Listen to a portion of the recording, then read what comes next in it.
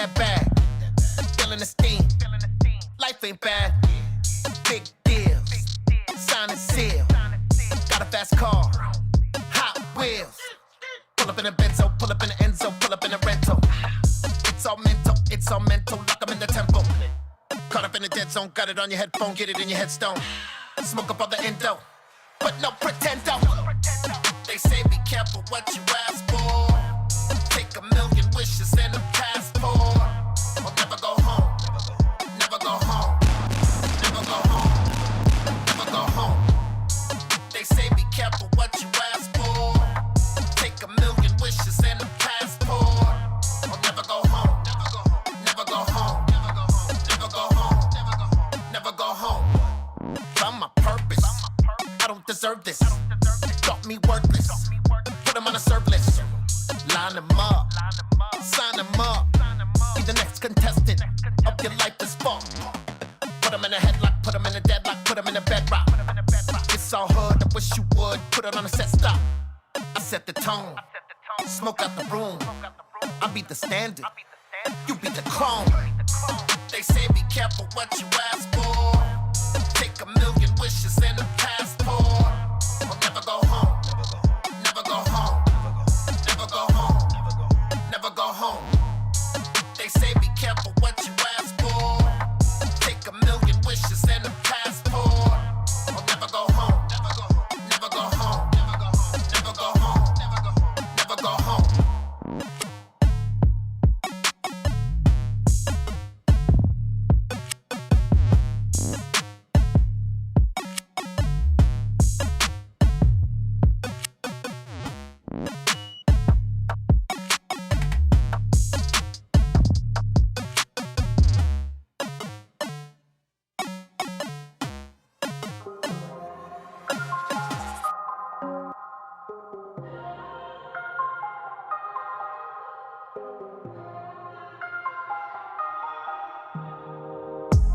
So many years gone by like a lifetime when I look back now. Good times, bad times, high times, you could never see it through my eyes. Trying to see through all the tricks and the politics. They want all the hits, they want all your shit. They wanna sign you up, make you a star for this. Life on the road is hard on the soul, away from the family. Show after show, mo after mo, you won't understand me. You ask me exactly what is it to make you happy. So listen, the fame and position, the same old condition. Remain on a mission to live out a vision. Through the ups and downs, keep a smile on my face like a fucking clown. If you see me hanging round, please don't run away. Run away, run away. Please don't run away. Run away, run away. We that heat underneath the shit that burns. To grit your teeth, it's what you seek. You hear that speak, to touch your soul. You move your feet. Them lights go on and we go in. Let me tell you about where I've been. Around that glow trick, you don't know. We on that road, we in that mode. When the road's long, you maybe hold on. Some say goodbye, we say so long. We don't miss many, that's so wrong. For the lost ones, we just go on. You think you know struggle, you gotta stay humble. Don't be in a bubble. They stay on your back and they wait for the minute you ready to stumble. The ups and downs, keep a smile on my face like a fucking clown. If you see me hanging round, please don't run away. Run away, run away. Please don't run away. Run away, run away. Hit him every night with the real shit. Can you feel it? Got 'em all high with the dream in the eye. Hey, don't try to kill it. Sipping that mean for the thrill, it means we will fulfill it. Gripping that green, yeah, we run everything. We have no limits. Just hustle, no gimmicks. You see in the spirit, you free if you hear it. Some people would fear it, believe me, they're scared of the lyric, hysteric. We holding it down in the name of the baller. Together they calling, we keeping it rolling. While others are stalling, we stay in control and we putting the all in. The ups and downs, keep a smile on my face like a fucking clown. If you see me hanging round, please don't run away. Run away, run away. Please don't run away. Run away, run away.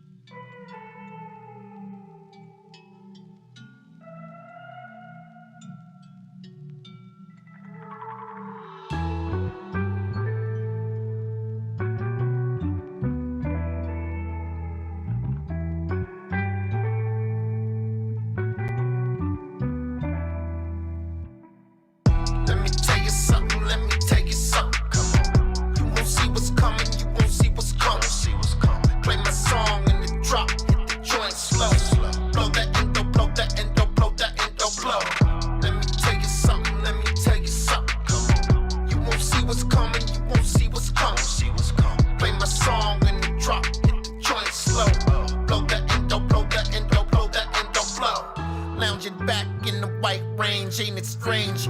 Windows down, see my city in the light rain. At the stoplight, watching all the shorties hustle. Ain't even come of age, already flexing muscle. I take a hit, blow it out, time to keep it pushing.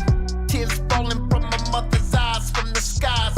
In my head I keep thinking, what's the next movement? When I pursue, it's just another form of self-improvement. I want more, like the things I never had before. So we explore every avenue to open doors. Too many sleeping in the streets without a thing to eat. Hold on to dreams long gone, trying to stay strong. They say God will never give you more than you can handle. And at your lowest point, anoint you for your biggest battle. The non-believer asking why he let somebody die. Ask the one who pulled the trigger. Fire. Let me tell you something, let me tell you something. You won't see what's coming, you won't see what's coming. Play my song in the drop, hit the joint slow. Blow the endo, blow the endo, blow the endo, blow. Let me tell you something, let me tell you something. You won't see what's coming, you won't see what's coming. Play my song in the drop, hit the joint slow. Blow the endo, blow the endo, blow the endo, blow. Politicking, blowing bottom with the politicians. My clique a kill for me, but that's what that good karma get you. Twisting up the killer, smoke it like it's competition. Keep it real with all my niggas shitting on these bitches. 59 Impala bending corners, hitting switches. Pistol on my lap, cause where I'm from, I'm still the richest. Money tall as Horace Grant on top of Scottie Pippen. Shot his ass just like a free throw at the gun center. I know you watching me, I know you want the bees. You know we rolling deep, might let you roll the weed. I got your bitch around, it's time to twist a pound. Might let you get your money up to come and sit you down. But that's the game we play, when it's a major play. We talking EMs, only moving in a major way. I'm talking major league, we moving major weed. Get the money to me, then you gotta wait a week. Let me tell you something, let me tell you something. You won't see what's coming, you won't see what's coming. Play my song in the drop, hit the joint slow. Blow the endo, blow the endo, blow the endo, blow. Let me tell you something, let me tell you something. You won't see what's coming, you won't see what's coming. Play my song in the drop, hit the joint slow. Blow the endo, blow the endo, blow the endo, blow. See the stars high as Mars on the mezzanine. Mesmerized by the greatest thing I ever seen. Say a Hail Mary, count your blessing, never stressing. You want the lesson to relieve the tension, pay attention. There's no amount of money washing what you done away. You can't run away. I bought a gun today. Bought it to protect my home. On the news another family died by the chrome. Sweat dripping down my cheek, I can't even speak. In the haze in my head, feel my will is weak. Pick me up, don't leave me hanging, don't give up on me. I could be the one you need. Sweat dripping down my cheek, I can't even speak. In the haze in my head, feel my will is weak. Pick me up, don't leave me hanging, don't give up on me. I could be the one you need. Let me tell you something, let me tell you something. You won't see what's coming, you won't see what's coming. Play my song in the drop, hit the joint slow. Blow the endo, blow the endo, blow the endo, blow. Let me tell you something, let me tell you something. You won't see what's coming, you won't see what's coming. Play my song in the drop, hit the joint slow. Blow the endo, blow the endo, blow the endo, blow.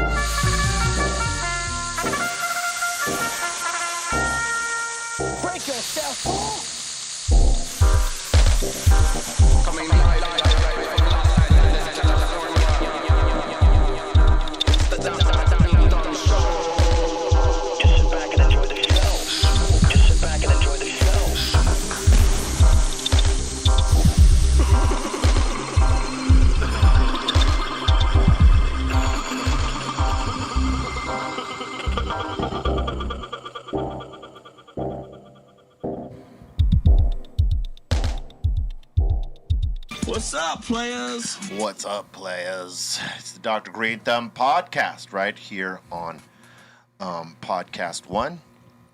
BRILTV YouTube, BRILTV Twitch page. What the fuck is poppin'? How you doing, y'all? How you doing? We right here, and I am joined by my cast, my friends, my partners, the lit one, C-, Mr. Goodlight. Hola. Hola. Running the starship, Bolton, Blombo, and Bra Bra. What up, what up? What's up, Bra Bra? What up? We got Cali Weather, a.k.a. Cali Blaze. Happy Water Hash Wednesday, everybody. Oh, Yeah, we're coming. Echo. We'll be Echo. smoking some. Everything today is crazy. covered in fucking bubble hash. Yes, we're Covered. We will. We are now. Fuck. We will be bubbleheads today. Word. Man. Speaking of bubbleheads, Oh, yeah, what's up? we got. You worked that in so well. Smooth. That was smooth. You like how we did that there? Dude, catchphrases on Wednesdays are going crazy. We try. Carolla loves you if no one loves you. Word. We got a new funky field tip coming out today, but we're going to show you that later because we're going to do that. And salute to our sponsors, CBD Line, CBDX, and BudVac. Yeah, man, we got Adam Carolla coming up later Legend. in the show. Legendary. Man's man dude. You know what I'm saying? Yep. Go back with Adam for years. We're going to chop it up with him, and it's going to be good. But yeah, it's the hump days, the Wednesday. We don't have the icon here because icon is in the Tina. Shout out to Bobo. But appropriately enough, we Yes. had an icon of West Coast hip hop Woo! in this building yesterday. Man. DJ Yella. And we want to, give him more flowers and say Hey. thank you for coming through. You know what I'm saying? Make sure you get that book. Straight out of Compton, Untold Story by DJ Yella. Yeah, I want to read that. Yo, I really had a moment yesterday of realization when, we talked to him all throughout the show, and I just kind of was like, fuck, I'm gonna play some Yella and Dre Productions when I went on and did the mix. And when I played the Express Yourself, and he said, even if Yella makes it a cappella, I was like, holy shit, I was just chopping it up with that dude. Yeah. Like, Word killer. up. Also, if you haven't checked the Dope is Yola podcast with I on it, make sure you check it out. There was an interesting conversation that came up, because he asked a question about OG KUSH and where the name came from and all that stuff. And I let him know, the real deal. And, he posted a clip, and then a bunch of motherfuckers, no, it stands for Ocean Grown. We've been doing... No, it don't. Listen, no offense and no disrespect, but no fucking way neither, because that's not what it is. It was original, right? OG stood for original Kush. Yep. Not even original gangster Kush. Right. Original Kush, OG Kush, right? All that other shit with the ocean grown, that was someone who got the strain and didn't know what the OG stood for, so they made up some shit. Yep. And now maybe that is a strain because as it happens, things like this happen. Somebody might, breed some new shit and call it this is the new version of that, or they get these genetics and cross it with that. Oh, this is this ocean grown shit. Maybe in that form, it's real, but in terms of that phrase for OG KUSH, no. But isn't it gangster nonetheless? It That is. it It is. is gangster, it is G, no doubt. But it stood for original, not ocean grown, right? So don't get it twisted. And look, if you're gonna come at me with, but this and that and the other, you better have the fucking receipts. Show me that name previously to 1997, Yes. and I will tell you no. If I'm not wrong, it was you and Wonder Brett that were working on the Kush strand, right? Josh, I think it was. Well, Josh D is the one who got it from Bubba, that came Okay. from Florida, who got it from TK in Florida, right? It was called something different in Florida. We got it here, and we had Bubba Kush, so we decided we're going to call that OG KUSH. And the name stuck, and it just stood for original.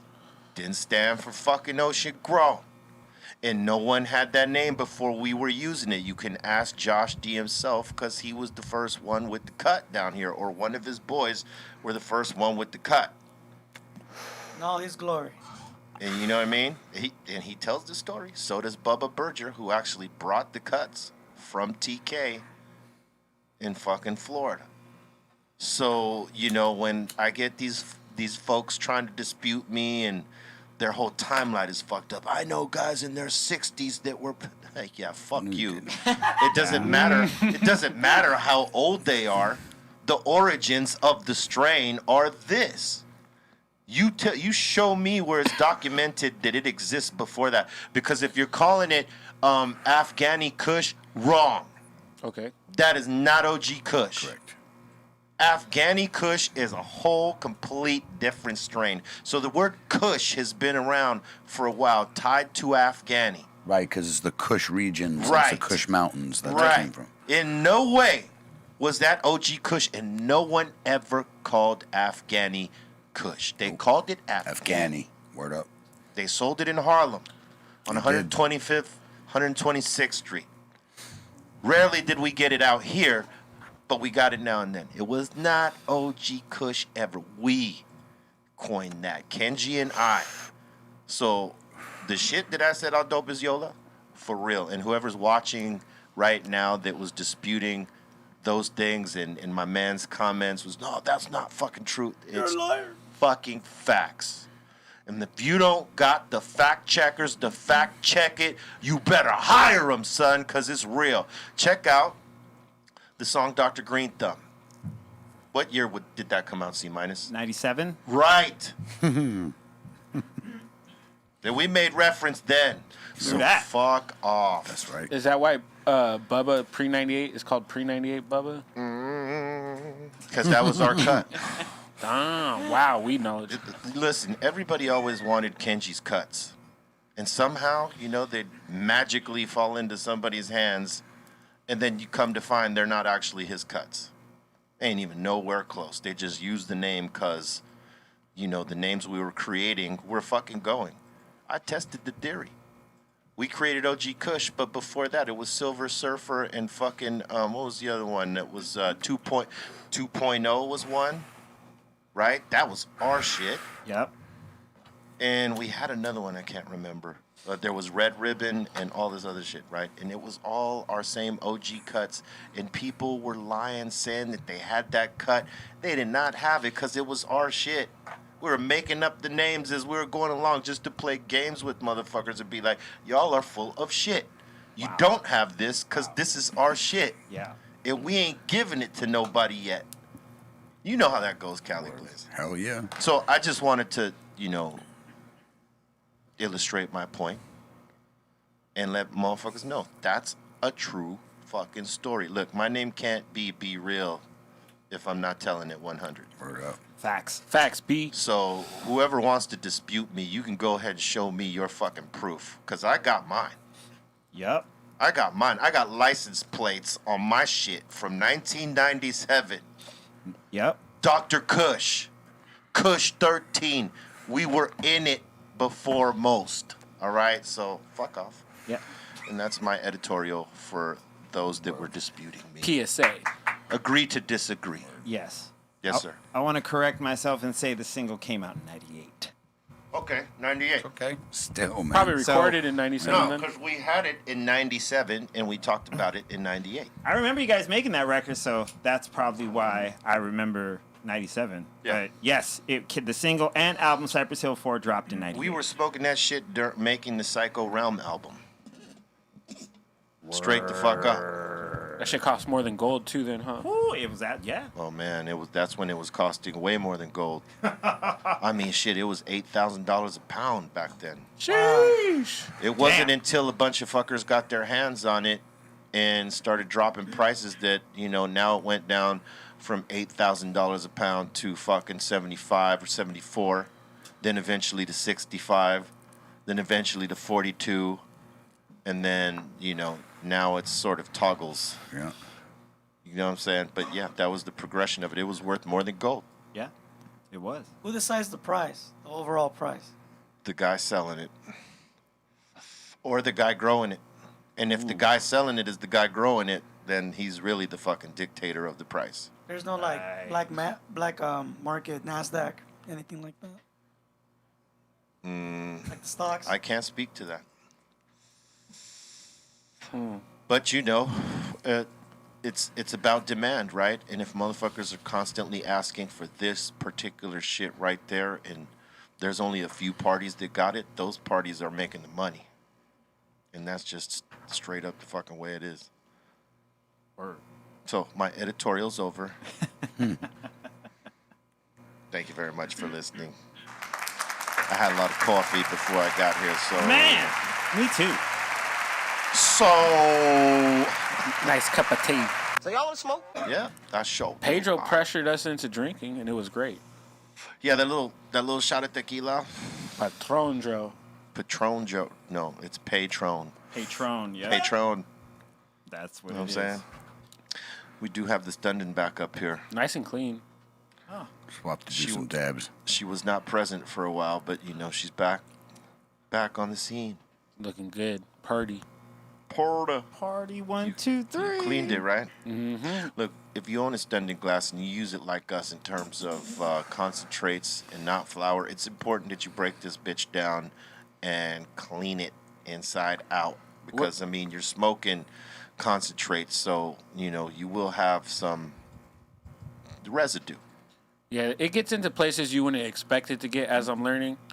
And some warm ISO, you know what I mean? You throw it in the microwave for a little bit, like 20 seconds safely. Keep an eye on it.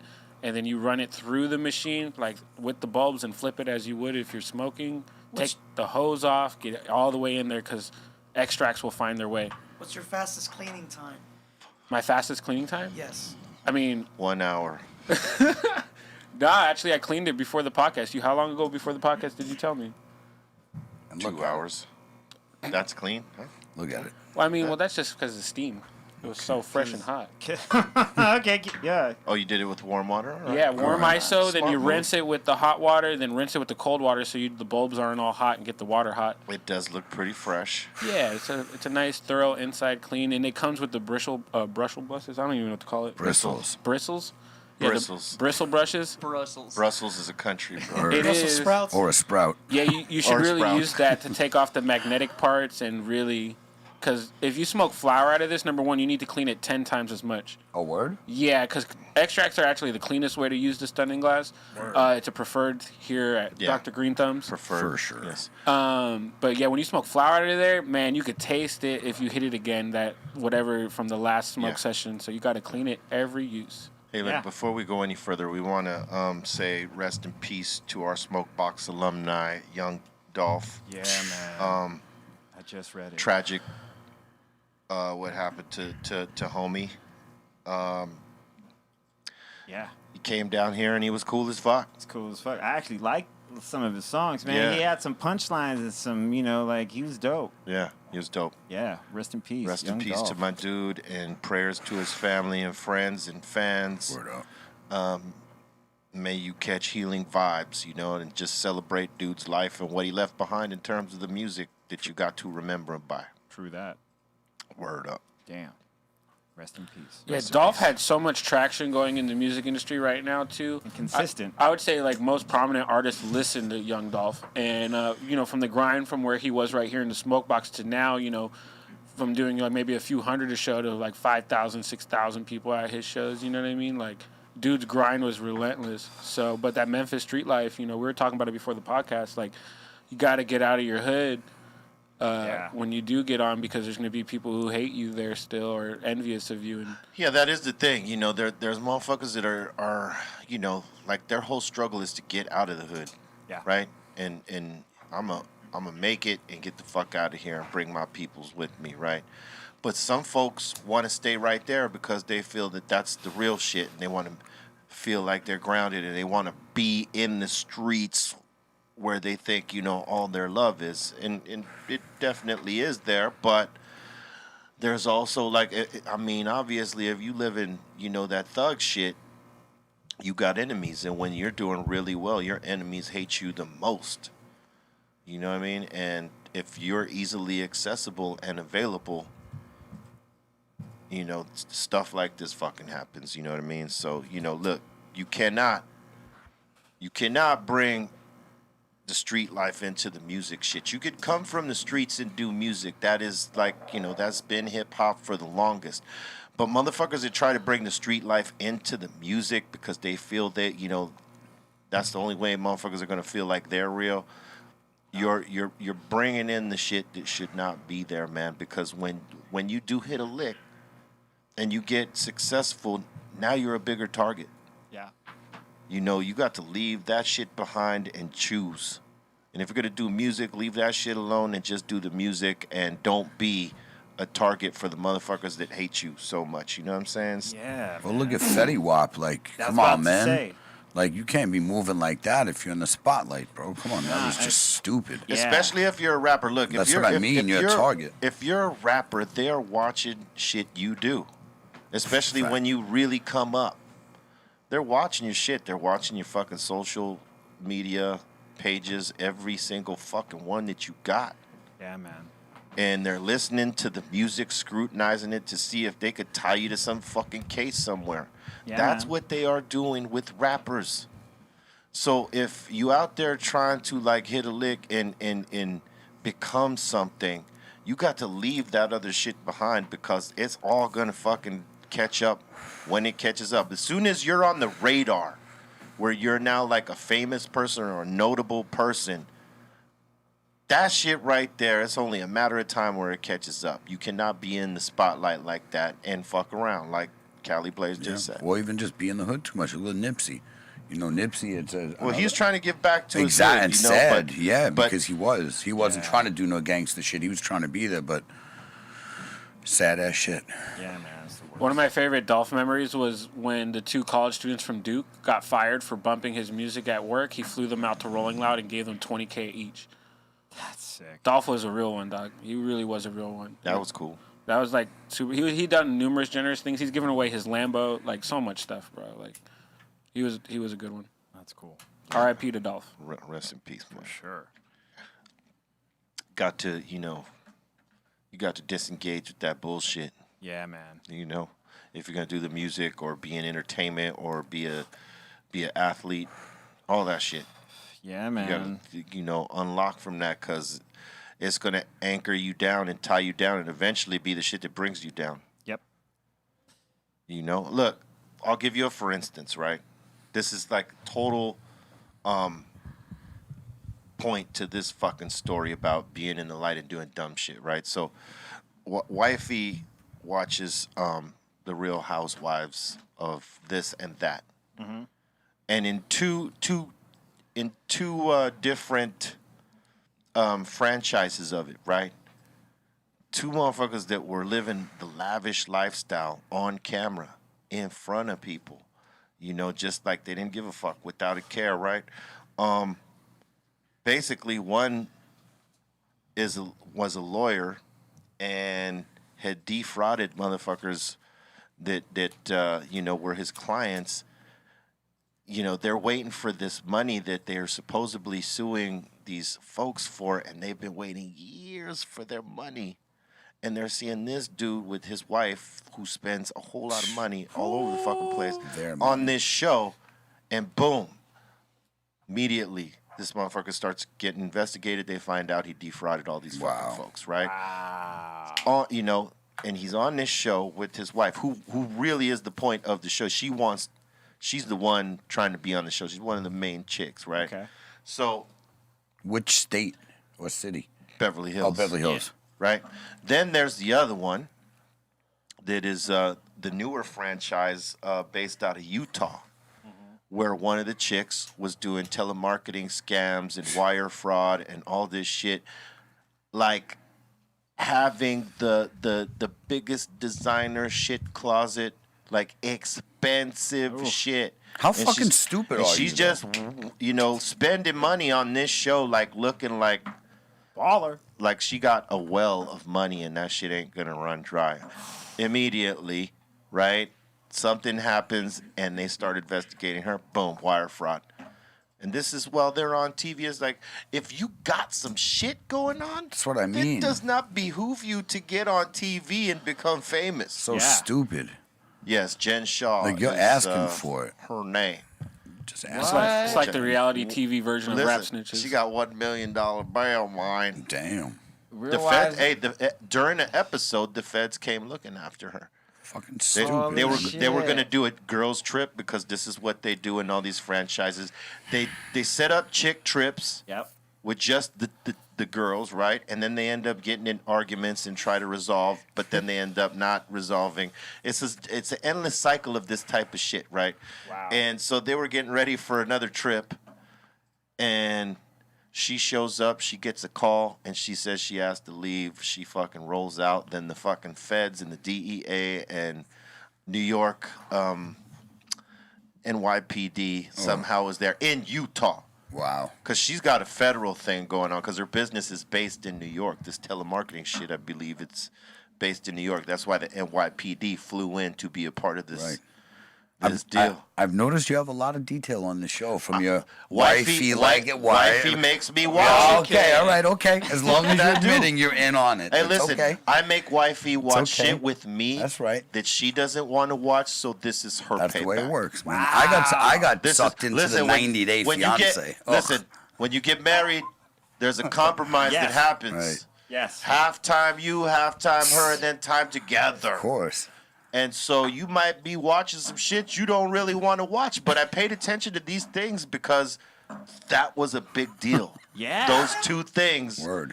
were a fucking big deal, man. Damn. And I'm saying it rose to the point even to like rappers that Yeah. like stay in the street Right. life while they're trying to become famous. Don't do it. Word. Don't do it because whatever fuck shit you They're are doing watching on you. the side, they are watching.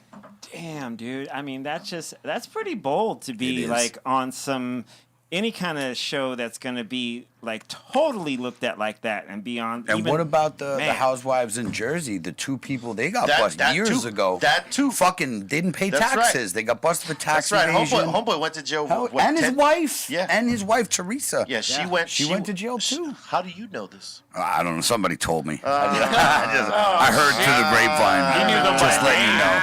I just I heard through feel the like B and grapevine. Callie Blaze text each other during the show. I'm gonna start comparing notes with Callie Blaze now that That I know shit this. was funny. Wasn't what was there? There was a show called what? Mob Wives. Yeah, Yes, that that's another one. That That was got whack. dated real That shit quick. was Yeah, whack. yeah, but no, they weren't from that, right? No, they weren't Girls. from that. It's a completely different. But they got busted for like tax evasion, all sorts of type of fraud. And it's like they were constantly showing their mansions, their this. It's like, yo, You can't. Yes, you can't cannot do that. Yeah. cannot do either. Right. You cannot be in this life and that life Way. at the same time. Yep. It conflicts because the one thing, like, okay, so if you're doing, grimy shit, what do? You try to be under the radar. under the Right. radar, low key, Right. right? But if you're trying to be famous, you're going high key, and if you're still locked into all that other shit, eventually that comes to light with you. Word. Yeah. And that's all I'm saying, man. And even with some of the gangbang shit, motherfuckers, come in claiming the shit and throwing it up, and yeah, that's fine because regular folks are gonna fuck with you either way if the music's good. But like the motherfuckers on the other side might not take too kindly to it and be like, "We gonna get this guy when it's time," and that's the whole shit. You gotta leave that shit behind. Choose. Yep. Make a Especially- choice. It's all about choices. Everybody got choices. Make that change. What were you gonna interrupt me with? Because I'm ready to I get heard the that- apple cider. Yes, That's why I stopped. bubbling downstairs. As soon as I realized what I was Man. doing, I was like, I don't want no cider. All right, so what were you gonna say? You forgot. Already Yeah. lost it. Wow. Just already lost All it. right. I'll Damn. take that. All right, look, we want to take time to shout out our first sponsor, CBD Lion. CBDLion.com is the place. You want to find some good CBDs, edibles, and all this. They got a vast menu: CBD gummies, edibles, tinctures, topicals, hemp flower, CBD broad spectrum capsules, CBD isolate products, broad and full spectrum products, CBD bundles, combo packs, pet tinctures, and treats. we suggest you use any one of their products with the highest milligrams. They're very effective. And if you like bathing, they got the bath bombs that are banging, bro. And broettes. You go ahead and try these. These are good for you, my CBDs. They help with a lot of things, man. So treat yourself. Treat yourself right. Go to cbdline.com. Crack one of these tinctures, maybe the gummies, some of the edibles, maybe the lotions, depending on what you need. Introduce your friends to CBD Line. Go to cbdline.com. Use coupon code BeReal. And get yourself a discount on your purchase. And that's on the one. Number 1. That's what I just said. You did. I try. I'm saying. I want to remind folks watching right now, we're going to have Adam Carolla coming in at 3:15. Yes. That would be 6:15 Eastern. So just stay with us. Share it out. Let people know. Indeed. You know what I'm saying? Yeah, man. You want to tell them about next week? What's next week? That we're not going to be. Oh, yes. Yeah, we just want to make an announcement. We're taking next week off for Thanksgiving week. We're going to be running some other content while we are off. So we'll be on break, but back that following Monday, just to let y'all know. You can tell them the real story, B. I got court next week. I wasn't going to. I didn't want to put out your business because your mom might be watching. Yeah, dude, you did that. Just sit back and enjoy the show. I don't want her to blame me for your thugness. So I was going to say, any asylum members want to come support me, just hit me up, send me a DM. Send something to his commissary. Put something on his books. Put something on his books. Get some noodles. Put some noodles. Make some spread. Some Slim Jim. We like to trade those ramen packets. I know you don't smoke, but cigarettes go well. They're the value. Yeah. Is pretty big. Send me some Camels, some Marlboros. We'll send him a Bart and a Bigarette. Know what I'm saying? Some of them Bishers. Give him some Bamels. You know what I'm saying? Hey, B. CD. What was the yummiest? Well, what was the best tasting thing you ate in county? Nothing. Wow. That's facts. You know he just pulled a yummy, right? You know what's good? You know what's crazy though? I mean, now that he says that, is that the nutritional value of each meal, it tastes like shit, but it's all the vitamins and minerals that a motherfucker needs. Wow. And no sugar. They don't allow you to eat anything. Well, you could buy it in commissary. You get sugar in commissary. No, but I'm talking about Right, mess what they hall serve, shit right. where they serve food. Correct. They ain't serving you nothing with sugar. You got to pay for that. Mm-hmm. Right? So Wow. like Kool-Aid comes, Kool-Aid no sugar. Oh, for real? Oatmeal or whatever comes, no sugar. But I mean, hey, listen, that's why motherfuckers come out of prison fit like a motherfucker, because they're getting them fortified vitamins and minerals in those shitty ass meals. Ugh. The sandwiches are the worst. Oh, the stale bread with the fucking wannabe bologna and the fucking cheese that ain't cheese. Ugh. Oh, wow. Peanut butter sandwiches, fucking nasty. Peanut That's butter and jail peanut butter? food. That's not prison food. That's jail. Big difference. Yeah. Prison food is better than jail food. Jail food is the sandwiches and the garbage. Yeah, Yes. pretty much. Wow. Yeah, they put a little bit more. Yeah, you get real food. It's not bad, not good, but it's real fucking meal. It's not just that like. Listen, it may not taste good, but I'm saying it's like good for you.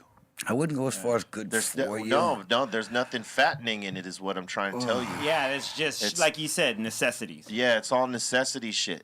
Motherfucker, that's fried fucking. That's like breaded chicken. Yeah, but with like that's- rat meat and that's- fucking. That's not all the time though. Ugh. You're basing it off of one fucking meal you're seeing. I'm right just here. saying what I'm seeing looks real though. That looks right. Well, Shit. just telling you. Yeah, man. You don't come out of prison fucking rocked up, eating shitty food, putting shitty fuel in your system. Yep. You just don't. That's not how it happens. You got to work out too. It's not just like it's gonna fucking make you like Correct. that. You got to work out. Yeah, and that's what they have time to do. They got plenty of time for Word that. up. But I'm just saying, because motherfuckers work out like that are not in jail, and their diet is not the same, and the results ain't the same. You got to be on a real strict diet. In prison, you can't help but to eat that shit. Right. Because that's what they're giving you. Because don't get me wrong, people, a ramen diet at home, you will not have a rock hard body. Fuck no. If you're eating spread at home, if you're eating spreads it's at not- home and you ain't working out like you in jail, you fucked. Yeah, you're jelly belly, son. Word. You went from a 6-pack to a keg. Word. Damn. Yeah, man, I've been working on this kegger for the last 6 Pony months. keg. Pony keg is going great, guys. Word. Oh, man. Yo. Oh man. What? You were going to say something. Yeah, I don't know if we've even like talked about it, but we were pretty for the movement of it earlier in the year. But like Britney Spears is out of her conservatorship. Yeah, she got out. Yeah, man, she's out. Free, like it's called Freed Britney now. That's Freed Britney. Freed Britney. And reason I bring this up because she said in a post that she's getting ready to do a tell-all interview with Oprah. And she's about to. I'm sure She's going to tell on her papa. She's gonna blast that. Well, apparently your mom had something to do with it too. She's going to blast out her mom, her sister, father, and other folks. Yeah. They're all going Go ahead, good. to be on blast. Hopefully they don't sue her for, Fuck that. you know, If it's Talking facts. shit. Her experiences, yeah, she could share that. Yeah, it's her experience. depends how she says them, though. She's As gonna long be as she's great not about it. slanderous in things that aren't, true. Yeah, I think do what you want. Yeah, she's gonna come from a place I think of like explaining how hurt she was by these actions. Oh, yeah. But I don't think she's gonna slander anybody. I think No, I don't think so, neither. she's gonna be super on her P's and I Q's. think she's mad thankful that they let her out of that shit. You know what I mean? Hell yeah. Because, I mean, she probably thought she would never get out. Dude, have you? She just posted something where she was talking about like she's Does like, she still seem nuttier than squirrel turds? Because No. every time I seen her on one of those posts, I was like, dude, she was "Holy talking shit." about how it was for the first time she got to go buy candles, like do girl shit that she Wow. had never had a chance. She used to have to get approval from for everything. She went like used her own like bank card and bought just regular girl shit, and she was like, that shit felt great. Like I it's would crazy. imagine. Yeah, it's freedom. Yeah, poor girl. Fuck. You know what I mean? So this Oprah interview is gonna be. Oh, it's something. going to be interesting. It's gonna be to say the least. interesting, dude. It might. Do you be, know when it's coming? Nah, she vaguely hinted at it. Yeah. You know, before I do this tell-all interview, Wow. I was like, all right, hey man, hey, talk your shit, Britt. Yep. Talk that shit. Get it off your chest. Get it off your chest. And she said she's now open to doing music again. Oh, really? Yep. All right. Interesting. You know, so she's like, I'm sure that there's plenty of songwriters and producers waiting to just lace her with Oh, yeah. hits. She was so fucking big in her time. Are you kidding me? I remember man. because that's when MTV actually played videos. And she was a fucking megastar. Like, sure. Megastar. What was that Absolutely. the schoolgirl? That was the first big video. She had like a. oops, I did it again. There you go. Is With that the what fuck. that is? Yeah, she had the fucking what's it called, the little skirt. The, Hit me with your. Hit me. Oh, there you go. Baby, hit me one more time. Yeah. One Yeah. of those. And Wow, from big there on ass. in, that girl just fucking exploded. Yeah, dude. She Shit. was Megastar. She was on like the next level of what Madonna started. You Yeah, know what right. I mean? She just Yeah, pretty much. you know what I mean? And she was just out there doing it. Killing it. Killing it. Killing it. Yeah, there it is. That was the Yeah. video. Yeah, that was like the first one that made it fucking Yeah, huge. Yeah. Yeah, she did that shit. It's sad, and it's not even just her. There's so many of these people that you got to put yourself. I can't imagine being as successful and as rich as they are and as famous at these young ages. You look at Bieber and shit like that. Like that Yeah. poor kid. When you actually listen to him, because everybody gives him so much shit, but. How the fuck can you be 14 years old worth hundreds of millions and shit like this? Yeah. Fuck, man. It's as great as it sounds to everybody else. It's got to be, really fucking crazy. Yeah. It's fucking crazy. How do you not get fucked up mentally and? Oh, he had to learn. Yeah, he did Yeah. exactly. He grew up. And you see that he's grown. Exactly. Like he's not being irresponsible like he used to be. Like he actually grew the fuck up, Right. and it's good to see that Yes. because he's a fucking hell of a talented Sure is. dude, man. Sure is. Look, there's the little And Bieber. he's living his best life right Yeah. now. Shit. He sure is. You man. know, I used to happen to, kind of think he was part of the whole bigger pop picture or whatever. But when, you look at the facts of, like you said, you give this kid, any kid between 16 or 14 on up, millions of dollars that they're out there They're fucking gonna lose their fucking mind. Dude, of course he's gonna act up. I You know what I would've. mean? Word Hell up. yeah. Shoot. Who wouldn't? Who? Cause listen, pop star money is a whole different game. Sure is. And the fame too. The fame is and insane. yes, the demand. Right. Insane. The demand on you is a different fucking deal. Yeah, man. Sure is. And you know he had to deal with that at a young ass age, man. Of course he was gonna wild out and make some mistakes, like any of us would have at that age, you know. Probably And all that way pressure worse. too at a young age. Yep. True. Yeah. Exactly. And constant working. What do you know how much So they work? you know, like I always thought, you know, people that shit on him when he was that young and he was going through all these things, like you don't know what this motherfucker's going through. Word. And how hard they work, because too. if you were in his shoes, it'd be hard to say that, oh, I wouldn't be doing what he's doing. Fuck you. Man, You shit. better have great guidance who you actually respect and listen to and wouldn't go against if they told you, hey, what you're doing right here is a bad move. Right, But most people at that age don't have that kind of guidance. man. With that kind of money, you know, you tend to be like, well, this is my money. Fuck whatever anybody else is talking about. I'm just gonna do what I want to do. Man. And sometimes that might not be the right thing.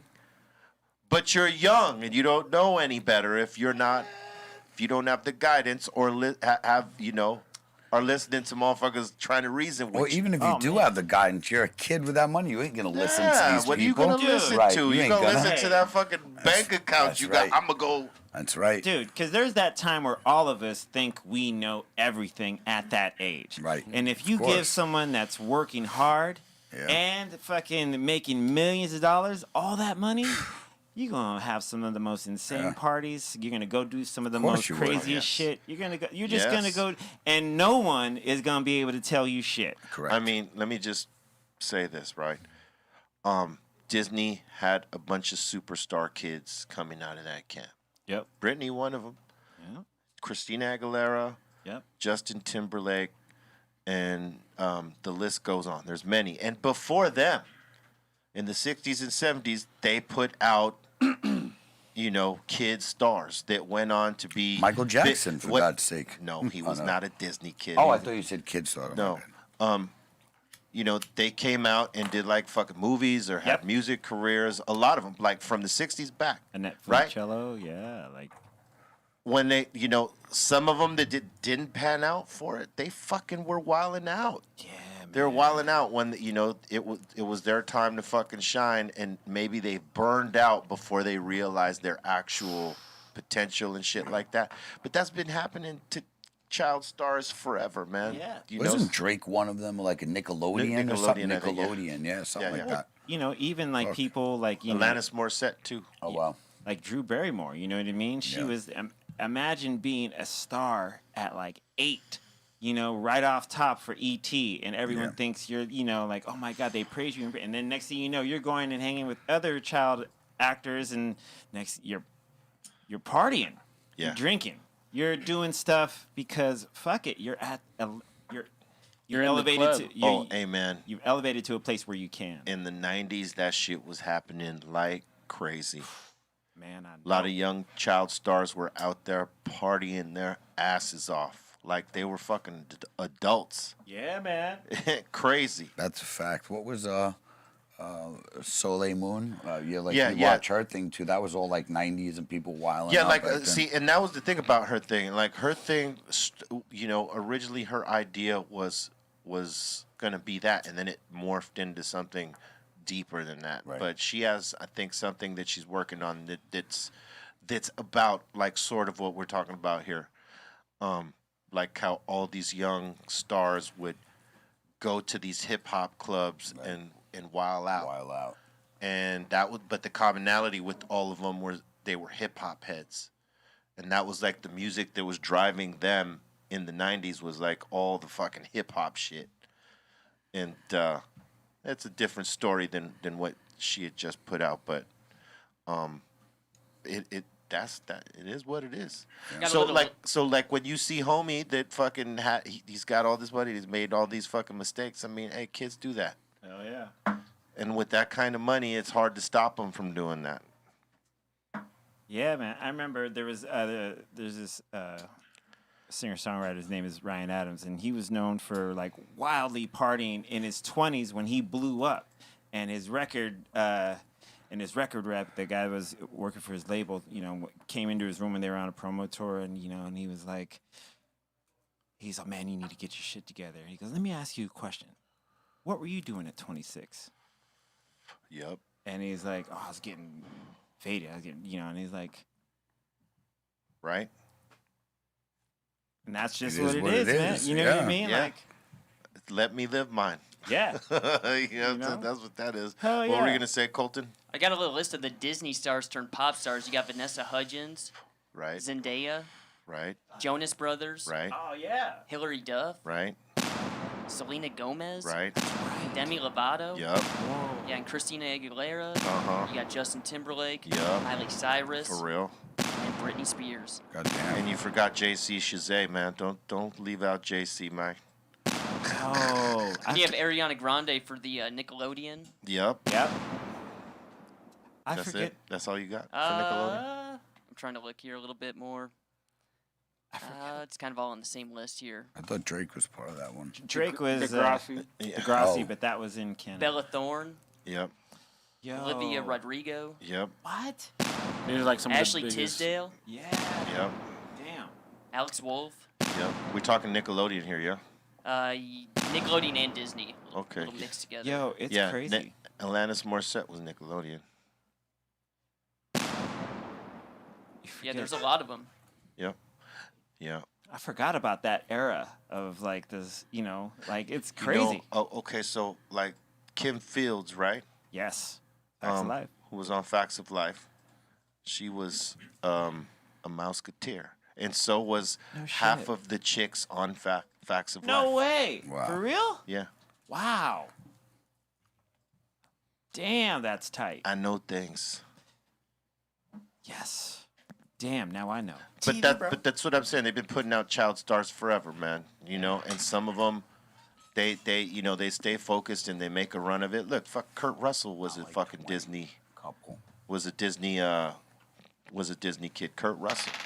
Yes, he did come from the Yes, the he did. Mouseketeers. Oh, Yeah. wow. Dude, absolutely correct. He was a G. Snake Plissken And is look from... at how he turned out, son. Dude, hey, Because he stood the course. Yeah, he partied, but he didn't go too crazy hey, homie. that anyone saw. Kurt Russell is one of my He's a G. favorites. He's a straight G. Kurt Russell's a straight Hey. G. I think he did the original version of Flubber. Did he? I think so, yeah. Wow.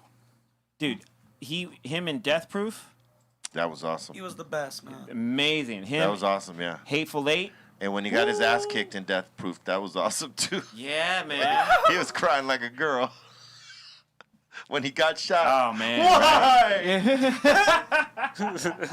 No! No! No! No! Yeah, man. I gotta watch that again. Oh man, Tarantino. Yeah, he's got a good ramp up. Yeah, man. Kurt Russell's got a great ramp up. Remember we were talking about that the Yep. other day? Yeah, Kurt Russell got great ramp up ability, son. Dude, and don't forget, like, him and, Goldie Hawn. Yeah, he did, Overboard with Goldie Hawn. He also did, my favorite was Escape from New York. Kurt Russell was Snake Plissken in Escape from New York. Yeah. With Isaac Hayes, who was chef from South Park. Outsiders. See, at his time of wilding out, you didn't have all these motherfuckers on you. You could wild out a little bit. Man! Wasn't You he know. Soda Pop? What was his name? So, No. he No. wasn't. You're thinking What of was it? Outsiders. Outsiders. He What was his not name? in that. Oh, that wasn't him. Who was that? Who was the guy that was? There was Patrick Swayze. Patrick Swayze. Yeah, you're That's talking. what it was, Patrick Swayze. Patrick Swayze Rob totally Lowe. bit that Yeah. hairstyle right. Oh, Fuck. for that, I sure. just looked and I confused with He had the Patrick Swayze. Pliskin. Yep, that's right. Snake Plissken, dude. Let's go back to the Pliskin right there, dog. Yeah, let's see that. Hey, Kurt Russell's head of hair, bro. His Yeah. shit is king. Let's see that. He still got a fucking do. Hell yeah, dude. He kept that shit. Hey, he's like... What about his brosha on fucking Tombstone? Oh yeah, that was. Oh, That was fucking Tombstone. I forgot Tombstone. about that. Oh, he was Hey, That's he right. was fucking great. Yeah, that was a in great one. Tombstone. Great. Yeah. Big time. 100%. Jerk that smoke wagon. Look at that. Man, That's different. What was that Hateful from? Eight. This is Are the you Hateful gonna That's Eight. Hateful Eight, right? Are you gonna skin that smoke wagon? That was it. Skin that Dude. smoke Or are wagon. you gonna just bleed? He slapped him like a Slapped him bitch. like a That bitch, was yeah. so Dude. great. That fucking slap. I've been watching Oh. Hateful Eight in like sections because Yeah. they 'Cause it's have long. they have the longer version on Netflix where you can go in 4 different chapters. And him and that's Jennifer Jason Leigh, I believe, in that picture. Man, She was good too. Woo! She was good. Oh, man, that movie's- people forget how good of an actress that chick is, and she's been around for a minute, but she is dope. Yes. Hell yeah. Oh, she's amazing. Tarantino knows how to pick them. He sure Dude. does. And you know one of the things I loved about Hateful Eight is that it's all in this one cabin. 95% of the movie happens in this one, and so it's kind of like a play. It's a whodunit. Yeah, in that, absolutely. And so but it's like a play where you could actually watch this on stage and it would be. It's pretty the same. trippy, yeah. Yeah, man, it's great. Somebody said Tango and Cash. You remember that? Tango! You remember that one? Absolutely, yeah. That was great. Remember that That one one? was fire. Stallone, yeah, Stallone and him. And there Yeah. was a bunch of cheesy 80s Oh, lines that in was movie. that was one of the cheesiest movies ever. If you go back and watch it, I saw it like 2-3 years ago. It was so bad, but back then it was great. But if you watch it now, it's really shitty. Remember when they like escape at the end, like from the you watch that scene now, it's hilarious. Oh, but man, it was there's- great back then. Yes. Yeah, look. Oh shit. Look at that hair. Yeah. Look at the do. That's the Kurt Russell. And normally, Sly would have been rocking a do like Yeah, that right. too. But, someone had to play the straight guy. Yeah, Big Trouble in Little China. Yeah. Big Trouble in Little China, yes. Absolutely, dude. That's one of the best too. Yeah, he was good, man. Damn, dude, Kurt Russell's the shit. I gotta watch. Yeah, I'm gonna finish watching Hateful Eight. About He's Ghost. amazing. That was Patrick Swayze. Again, I did it. God damn it with that Swayze. Yeah. Twice in a fucking row. This motherfucker, damn, man. that's All right, man. Twice. He's a pretty dreamy guy. Yeah, Oh, both are fuck, pretty no, it's that dreamy, fucking man. hair and same era. Got me again. Roadhouse. God damn it, Roadhouse. There. But going back No, you to Roadhouse. going back to the Outsiders, they had a great cast too. Oh, dude, And that a great cast. that was those were the G's of like my generation. Look at that. They all, Tom Cruise, Tom Patrick Cruise. Swayze, Matt Dillon, Rob Yeah. Lowe. Rob Lowe, Emilio Estevez. And trip this though, right? So the guy who was supposed to be the main star is C. Thomas Howell, right? Pony Boy. Like, Yep. he didn't blow up as much as the other guys around him. Man, Like, you're he was right. the main guy, but all these other dudes, like Machio, iconic films, Yeah, Yeah. right? right. Fucking Tom Cruise, biggest action star. Yeah. One of the biggest. Yeah. Swayze, too. Yep.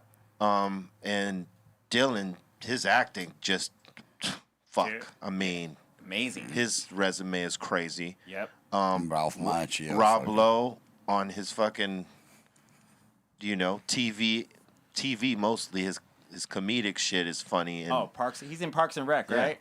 Yeah, he's amazing. and Emilio. Yep. Emilio. I mean, fucking Young Guns, son. Young Guns. Oh shit. Young Guns is 1 great. and 2. But I mean, he's done a lot of good films. But Yeah. all of them, like even C. Thomas Howell did his fucking thing. Just not as big as the other guys. What was that Kurt Russell one with Goldie Hawn? Remember the Overboard. Overboard when he pretended to. Oh, that was fucking hilarious. He's got his Yeah, dirtbag man. kids. Yeah, and- that shit dude. was funny. She was like Yeah. this super rich woman. She was like, "Wait, this is my life." He's like, "Oh yeah, Oh, yeah. you love it. you got love amnesia. it." Yep. That shit was Oh, funny. that was great. Yeah. That's a comedic. They tried to remake that. Did they? Why? Come on, man. Why? Because not the Hollywood type- doesn't give a shit. Yeah, bro. right. No, well, it's not that they don't give a shit. It's just that they stop being creative. Yeah. They're just borrowing off each other and then regurgitating old shit. Ruining shit. Shortcuts. Shortcuts. That's why it is what it is. Dude. People will watch it though.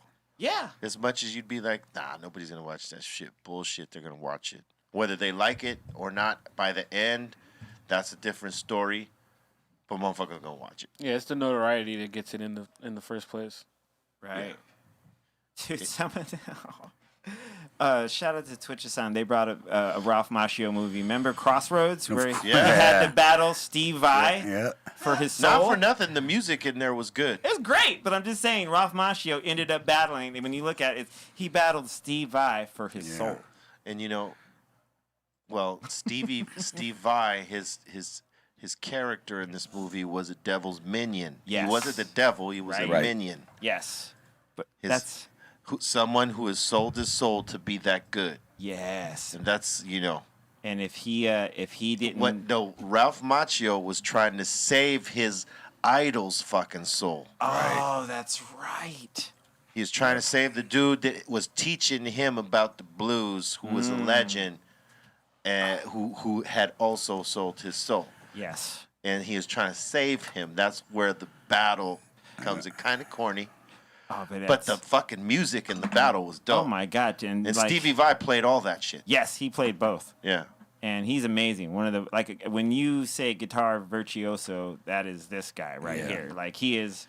There are only a few people on his level of playing. Like the Eddie Van Halen just fucking will shred anything, and classical and fucking opera pieces. Just he's the dude. Like Who? And Vai? yeah. Yeah. Yeah, he's badass. But just some Headstrat brought it up. We rocked with him one time.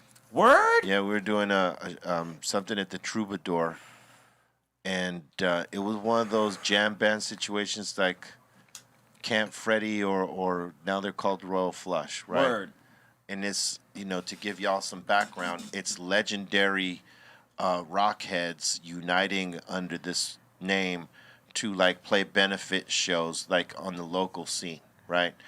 And so they asked me and Sen to come do this occasionally to play Rock Superstar and some other songs maybe if we're into it, right? And on this night they wanted us to play Rock Superstar. So Morello's there, Slash is there, and fucking Stevie Vai's there, and they're all playing the Rock Superstar song. Dope. Fucking awesome. Oh man. They Slash has done the solos, many times, with us. Mm-hmm. He let it open for Stevie Vai to fucking rip, killed it.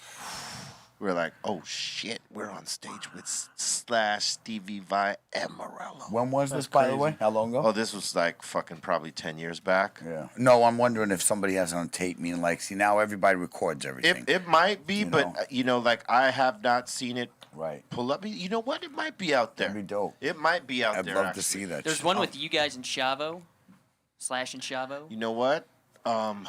It could be that was the same gig because I remember Chavo up there playing. And Stevie Vai was killing it. Was this it? Yep. Well, Can't tell. I can't tell right here. Back Chavo. Yeah, no, this wasn't the gig because that has a Cypress Hill banner back there. Okay. And if we were doing Camp Freddy or whatever that was, there wouldn't have been a Cypress Hill banner there. I think that was our Troubadour show that we did a 30-year anniversary, and we had or 25-year anniversary, and we had Chavo and Slash come and play Rock Superstar with us. That's dope. I tell you, when Slash plays Rock Superstar, he every time in the part that's the bridge, he rocks the dopest solos. Damn. Force. Nobody does that on that song like my Oh, dude that's right dope. there. Look at that. That's Slash. It Yeah. sure Does is. he smoke Fucking weed? Dope. I got to rock with Slash. That's crazy. Does he burn? I think he's Nah, like he mostly lights up. Yep. But I've been on stage with Slash, many a times, the guitar hero, the guitar god. And I got to tell you, when he's rocking Rock Superstar and he goes into that solo, man, that's a different feeling. wow. It's almost like when I was rocking with the other group and, I had Chuck right there to my right, yeah. looking over and seeing Chuck D with Yes, me. I was dope. like, oh. Yeah, dope. And so when Slash does that solo, when we do this song with him, because we've done it many times, it's my favorite way to do the song because he does it, Crushes Fucking shit. He nails it. crushes man. it. That's fair. And I played this song with many guitar heroes, No pun intended. but this guy, special. Navarro too. Oh yeah. Oh, Navarro's Yeah. sick with it. Navarro has killed that song too, like for real. I'm not even gonna lie. That's how I like got put on to most of these guys you're talking about is that game Guitar Hero because it had everybody in that, and that just like Hell yeah. It was just it was one of the most. I think for my generation, it was like our way of really like getting introduced to these legends, but. Yeah, everybody wanted to be Slash. Yeah, you know what's crazy is what a lot of people don't know is that Slash has a brother named Ash. Slash and Ash? Yeah, that represented con art clothing back in the day. Like it was one of the biggest, one of the big hip hop labels out here. Streetwear labels. Yeah. It was like the Krylon. Oh, Krylon! Wow. Can style, man. Yeah. And Ash was actually our homeboy before we knew Slash. Wow, that's tight. Ash kicked it with us. That was our fucking boy, man. So there was always this loose connection there with Slash. Yeah. And then we finally hooked up with him, and coolest motherfucker ever, Mike. That's badass. There he is. Yeah, there it goes. Ash and Slash. There you go. See, Ash used to have crazy ass dreadlocks like Cairo right here. Dope. Longer. Wow. Fair enough. But he let him go. Yeah, salute to Ash and Slash, man. He looked like a metal version, kind of like Kid Cudi. I'm just saying, it's just I never seen who he looked like before. Stop. Who, Slash? No, Ash. Oh. I know who Slash is. Everybody wanted to be Slash, bro. Yeah. Him and T-Pain are like the only people that ever got away with wearing a top hat and being like hard as shit. He was the original top Oh, hat. he's the original. I'm just saying, they're the only two people. Hey, that's his look. That's his look. The only two people I know on a major level to be top hat successful. I mean, when he's on stage ripping, that fucking top hat is rocking. You got playing around. Slash, T-Pain, and Abe Lincoln. Like, that's the only people you think about when it comes to top hats. No, you only think about Slash. Yeah, Well, Slash in that is order. the dude. Slash is the dude. I mean, and he's the dude that can rock with that hat on and shred and just look like Slash. You know what I mean? He's just fucking. Oh man, he's. People ain't even into guitars. I'm gonna try to get him on. Shit. Oh, that'd be dope. We'll try to get him on. Come on, B. Fucking around and Bring it. reach Come out on, to B. him. Say, yo, my bro, OG. Gotta get out of the That'd be jungle, dope. baby. We got to get him out of the jungle into the city. Yeah, dude. Come on, hang out with the doctor. Paradise City. You know, it's crazy because Slash, like I just played some Guns N' Roses in the mix on Monday morning, and I played "It's So Easy." When you hear like a Guns N' Roses song and you hear it's like the tone of rock and roll. Right. You know what I mean? It's like he's just and plus, like you said, his solos are fucking legendary. Legendary solos. Dude, he's the man. What up, Slash? I mean, shit, not for nothing. Son and I recorded a remake of Paradise City with Slash and the other band that he had rocking for a while. And Fergie was actually on the song, too.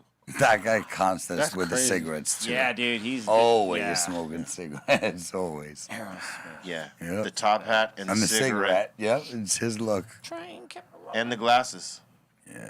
That's all. That combo pack all goes together. The guitar, the cigarette, the glasses, the top hat. And there used to be a Jack bottle close by. Word. But he stopped drinking, which was Good awesome. for him. Which was awesome. Shout out to him. I gotta reach out to my bro. Try and keep it rolling. For real. All right, look. We might as well get submissions out the way because we got Adam Carolla coming True up that. soon. Let's So do let's that. just rock them right now. Yeah, we got a lot of submissions today. Let me just get those up right here. Don't say that. Oh, what do you mean? Get those up. Explain yourself. What? What? What? Intro, baby. God damn it! Don't panic. It's okay. We got this. Time for submissions. Time for submissions. Time for submissions. Time for submissions. Smoke. Time for submissions. Time for submissions. Time for submissions. Time for submissions. Time for submissions. Well, fire it up, Paul. All right. Fire it up, Colton. And we got Dominic Jones up in here. He's saying, my dog Carter and a crane on the walk this morning on a golf course near Phoenix. Yeah. Word. All right. Good looking dog, Nice man. smoke and walk. He's studying crane style. And that's a beautiful morning, it looks like. Yeah, it does look like Kung Fu does. Panda scene Beautiful. in real life. That's dope. Yep. What a majestic creature. Show me how you do your style. Yeah, you know exactly what I'm talking about. And we got El Rey de Amos in here saying his plants are looking happy. Yeah, man. Nice. Looks like about week 3. They look like they're getting robbed. Hands up, bitch! That's a good thing, though. That's right. stick You 'em. want them up They're- like they're that. thriving. Perky. Yep. Yep, they're thriving. Reaching toward the sun. Give me a hug. Okay, my guess is week 3. They're blinded by the light. I was waiting on you, see. I saw you. I rub saw like you. a You douche. fucking took Even a I look. wanted to do it, but I thought it was you. Because it's a debatable lyric. What comes What next? is it, douche? Ripped off like a douche? No. Or is it deuce? Worked up deuce. like a It's deuce, right? I know it's deuce, but I always say ripped off like a douche. Everybody The says best that. way. Yeah. Worked up like a deuce. Yeah, I know. But sometimes No, you can no, say no. It's revved up. revved Yeah, up like revved a up. deuce. So revved Yep. up like a deuce. In the Like a middle- deuce. In the middle of the night. He's dropping a deuce. A deuce. So, and I was so high, I didn't know if I was going to say douche or the, you know, I was obviously- All gonna right, do let's, shit. let's get on with it. Let's go. And we got Heshrat up in here, animal print couch looking fresh. If anyone's interested. Oh, yeah, don't put your feet on that couch, man. Animal print. Living Oh, with, only $1,200 too. Oh, yeah. Damn, the level of Damn. the level of finesse trying to get off on. Look Oh, at- that's from DJ Pooh's That's post the too. best. DJ Pooh. Yeah. That's the homie. Oh, that's great. Keep your feet off this couch, Hey, man. don't you put your feet It's on art. this couch? It's art. It all depends. Spackle couch. And we got Yubi up in here saying a bunch of tips from Funky Field Yeah. Tips. Yeah. Damn, look Oh at the my case. God. That's a collector. I mean, when you talk about collecting, My man. I mean, we talk about collecting. Damn. I mean, damn. Damn. Damn. Damn. Much respect. Who's this? Damn, damn, damn, damn. This would be Yubi. Who is it? Yubi. You be. All Dude, right, you salute. Salute to you, homie. Man. You be fucking killing it. You got The catchphrase Wednesday is going crazy, bro. Yeah, I'm on today, man. You are, sir. Yeah, word. On. And we got Lucius Music up in here saying he finally got his Insane shirt. Yeah. Smile. Nah, you ain't got to smile. You can keep it G. Yeah, keep it G, man. Exactly. Don't listen to him. I like your frames, man. Yeah, man. Yeah. Next. And next up in here we got Element taking a dab and she's saying good night for us. Oh, shit. Element, dabbing for the hell of it. I just did one with you 2 minutes ago. Look at that. POV. Nice. All right. Dunzo. She's doing her. Yeah, nice fat chunky dab. Yeah. You're Good job. Good job. Oddly got- enough, that made me hungry for some reason. I don't know why. what? I know. I'm She gave pretty you the starving. munchies. Thought it was butter just frying on the nail. I don't know what I thought. Mark. Keep it moving. And we got Mark Lala up in here. He's saying he just got that Super Chief. Damn, damn, damn. That shit out on shelves right now. That shit is some of my favorite right there. The flavor on that is just crazy, and the impact. I mean, and it came in at 41% on this one. Shout out Rojo. Hey, shout out to Rojo. But we've been smoking it for a while. While, word up. And I remember when Rojo first brought it over. Yeah. And we got, man, I remember all of us took one. Yeah. You know what I mean? Just like, we were just like, Couldn't move. lit, fam. Yep. That's Yeah. probably a year ago already. Oh, Probably, yeah. At least. Yeah, when it was in development. Yep. Yeah. Yeah. We were getting the early Sure shot was. of it. And Salute man, to Rojo. I actually ran a little bit of the concentrates for Head Stash for us. Nice. That's how I remember. He was like, dude, you got to run this one. I was like, remember I got that. you. That was some and of the we all most- smoked some. Yeah. Salute to Rojo, killing Yeah. game. Hell Red yeah. Line Reserve. Pedro just dropped that recap video from Saturday on the Red Line Reserve IG, so go check that out. Word. And real quick, too, before we get to the next one. No. You know what? Keep it rolling. Keep it rolling? Yeah. Keep it rolling. Well, we got McLovin up in here, and he's saying that pulled pork sandwich from Bart's was fire. I know Man. it was. Dustin. He said it hit the spot. Dustin. It sure will. That shit is the oh my god, the best. He's got some Super Chief right there. That's what I'm talking about. See, look at this. Man. That's where it all starts. It's organic movement. That's right. He's got the joint. Nice. And as he should be enjoying it on a funky field tip. Yep. Shout out to the 5150s that all came through. He's Got some the bag signatures. signed. Yep. Hey, don't interrupt. And we're gonna say McLovin's got the bag signed. There we go. There you go. Yep. Hell Sorry, yeah. Cairo. Very good. Except for Blaze. Yeah, I know. I'm sorry. He was looking for Santana, brother. I had to. No, I as told you everybody. Hey, I had would not to. have turned down Santana I had either. Let me to. just tell you right off top. Yeah. Especially you're those right. tickets. You're right. Yeah, I was right on the stage. I I would have couldn't say been no. like, Santana, the And I You love would've you, gone Red. to I've been, Santana. well, yeah, and I knew he was gonna crush it there anyway. But Yeah. I felt bad for the people who did come No, through. they had a great day. It was cool. That's It's awesome. amazing. All right, next. And next up in here, we got Megan. She says she's got a video of Aton talking like a chipmunk. That's Really? Oh, buddy. I'm also pretty high right now, Oh no. so yeah, that might be a little factor as well. Okay, I've seen enough. Yeah, and I actually want to discuss Aton's story yesterday for his dog's birthday. Any dog owner knows there's certain voices and tones you use with your dog. Yeah.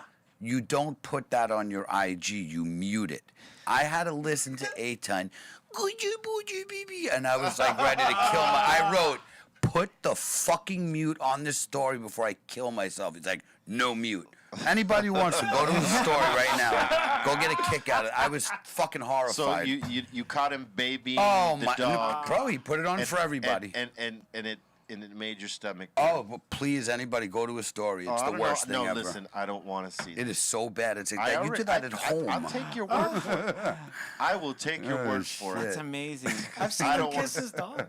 Dude, yeah. Yeah, listen, hey, I love my dog. I talk to him stupid and whatever, but I don't post it. I mute it. You don't hear it. Well, yeah, I mean, dude, I remember I used to talk to my dog like, oh, Of course, man. I mean, everybody my boy. has a certain speed Exactly. to That's their right. dogs. His But- was not acceptable, But yeah, I mean, do you really want to expose though. yourself? No way. yeah, you go. that's the thing. Next one.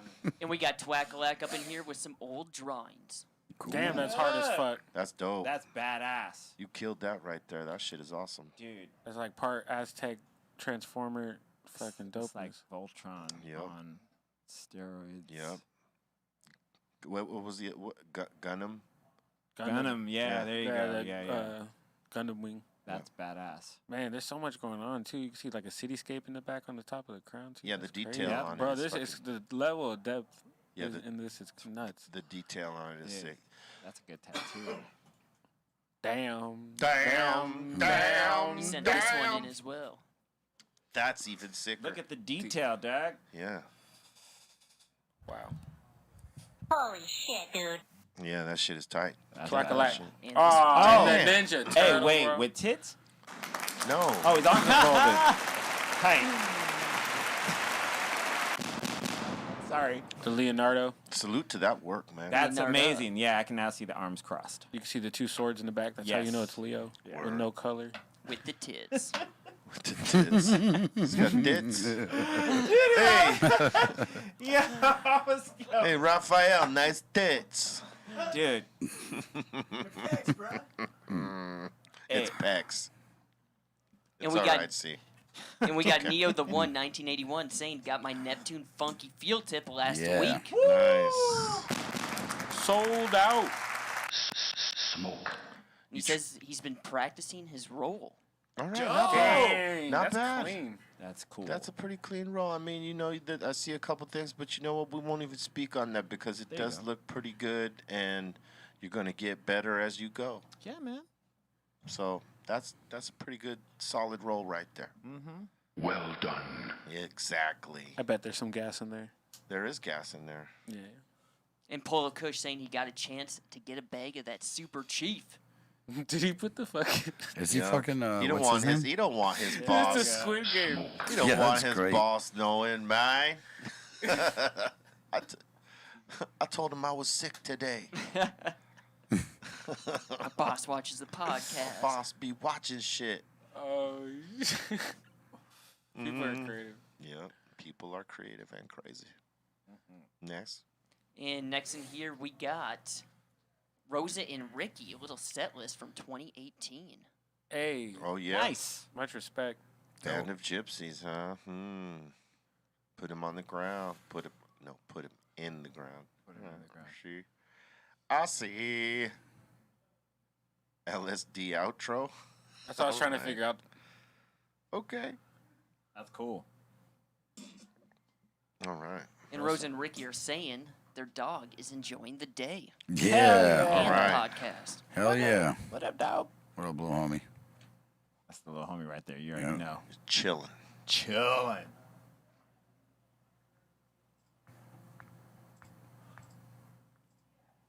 And next over here, we got Rudy sent in his mystery baller box. Big Rudy. Dope. All right, let's break this down. Got a DNA hat. Yeah. Exclusive. Some people exclusive hat to that October box. Got some Globbies. globbies, a tray. Got a CD from Mr. D, previous guest. You got an empty box. You got some masks. Oh, you got that DNA genetics tip. That's a rare one. That's sold out. Oh, I see the Laker mask, so I know where this is going to go into. All right, there's that Insane Asylum 5150. But this rig actually used to belong to Be Real right here. Damn. Yep. You want to tell me more about this one? That's like your rig you used to dab off of, It's the our micro? Laker, Dr. Greenthumb nanoscope rig right Dope, there man. with the drop down. Very heady. Don't break it because I will haunt you. Oh, shit. It's art. It's yours. But if wow. but if you break it, Don't do it. I will haunt your dreams. You know, each box was like curated with a little bit of a theme or whatnot. So that one was the Laker 101 of 24 box. So the odds of hitting that one were odd. You guard that like the Holy Grail, goddammit. A lot of you guys out there, All right. email us. The new boxes are going to be holiday box. So Yep, we got some dope got a boxes lot. coming soon. a lot. All right. I believe, are we ready? Looks like we're just kind of connecting here a little bit. All right, give us, cool. Give us a couple seconds here. All right. I'll show you another little submission here, though. We got Utah Hawks saying some creamy chicken enchiladas. Don't show us food right now, Simple, please. tasty, and he calls this his Caucasian delight. Ay, Yes. ay, I'm telling you, it's a great brand name. And yeah, looks like we'll get connected here with Adam. Hey, there he goes. Hello. And he's at work. He's always working. My man. Always at work. My man going Adam. on? My man Adam Carolla in the house. We want to say thank you for taking your time to sit in with us. I know you're a busy guy. Oh, my pleasure. Listen, I'm sitting here with DJ C minus, our partner Cali Blaze and Cairo, and I've told this story to them a couple times, but we've done a lot of things. Love Line, I've done Love Line with you several times and in various things. Man, we go way back. But I remember one show that we were doing. We were talking about where we lived, and I found out that you had a house that was right down the block from me, and this was on Addison, way back, and Oh, that's right. you told me about the house that you had on the block, because I lived right down the street, didn't know it for years that you had this place, and I think you had me go look at it, and I called this crib the man crib. Because everything was man shit. Like the bathroom stall, you go into the bathroom and there was actual fucking urinals in there.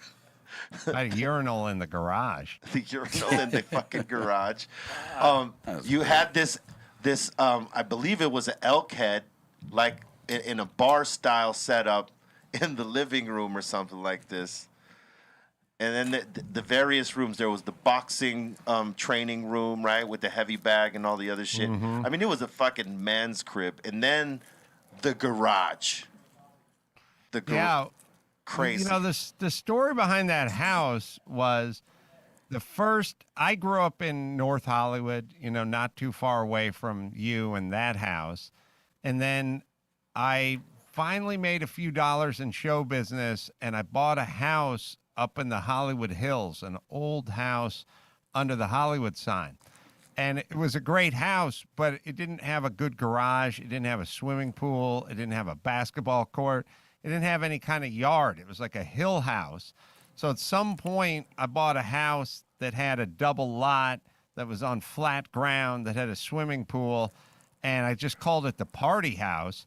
And I put a basketball court in there, and I built out the garage, so it was like 3 garages deep. And I made the place that I could do work on the cars, play some hoop, use the swimming pool, do all the shit I could never do in the house I was living in that was under the Hollywood sign. And so that's why it was sort of ridiculous. Like, you know, you couldn't raise a family there. No woman would walk into that place. But it was the party house. It was the party house. I think you were watching like Super Bowls or World Series or, you know, fights and shit like that at that crib, right? Everyone needs a second house to party in. Sometimes they party in their own house. It's okay, but it always smells like they were partying in their house. Yeah. And their kids are running around, and it's a mess. So find a second house, make it into a party house. That's what all your listeners should learn from this interview. I'll condone that all day. I'll co-sign that all day. Now, what blew me away was not just the garage with all the setup to build the fucking car right there from scratch. If you were doing that, right? But it was the fucking Laker half court floor that you had to shoot hoops on. I mean, it was an official fucking floor. At least it looked like it to me. Well, you know, I poured a half court slab. The yard was big, and I made a half court basketball hoop in the back. And the one thing I did or made sure of is I always hate when you're playing basketball and someone's got that cheap ass Toys R Us hoop. Yeah. Damn. The backboard's made out of like quarter-inch thick plexiglass, and no matter how hard you throw the ball, you can always bank it in because the thing just kind of gives and flexes. Yeah. I got like a real glass, legitimate regulation NBA style hoop and put it up in that backyard. Yeah. I left that house in awe. I would have too. I didn't want to leave. I was like, fuck, is there not a party going on here tonight? Did you ever lower the rim and dunk on it? No, but I always knew, maybe is the answer. I can't remember. But I always knew when my sister brought my nephews over there when they were 6, because I'd show up and the hoop would be down they would lower 3 it. foot off the ground, which it taught me a valuable lesson in life, which is everyone cranks the hoop down so their kids can play. They don't crank it back the fuck up to 10 foot before they leave. That's a metaphor for life, Yes. everybody. It's like she was done with the hoop and she would leave, and I'd always know she was fucking around in my backyard because that's the way the hoop got She would down. never put it back. Never. Much like, some of my smoking devices. I would Looking at not. I somebody would over not there. know who you'd be. mentioning. Who would come down there and run games with you on the half court? Well, we'd play with like Jimmy, and I was doing the man show at the time, so we would always just get the guys, some of the writers together, just some of the dudes together from the man show, and like I said, Jimmy would come down there sometimes, and we didn't, I remember once talking to remember Craig Kilborn, the TV host. Yeah. I did a show once a million years ago, and I said to him, hey, you like playing basketball? And he's like, yep. And I go, well, we got a game going, and we always play on Saturdays. And if you want to come out, you can play.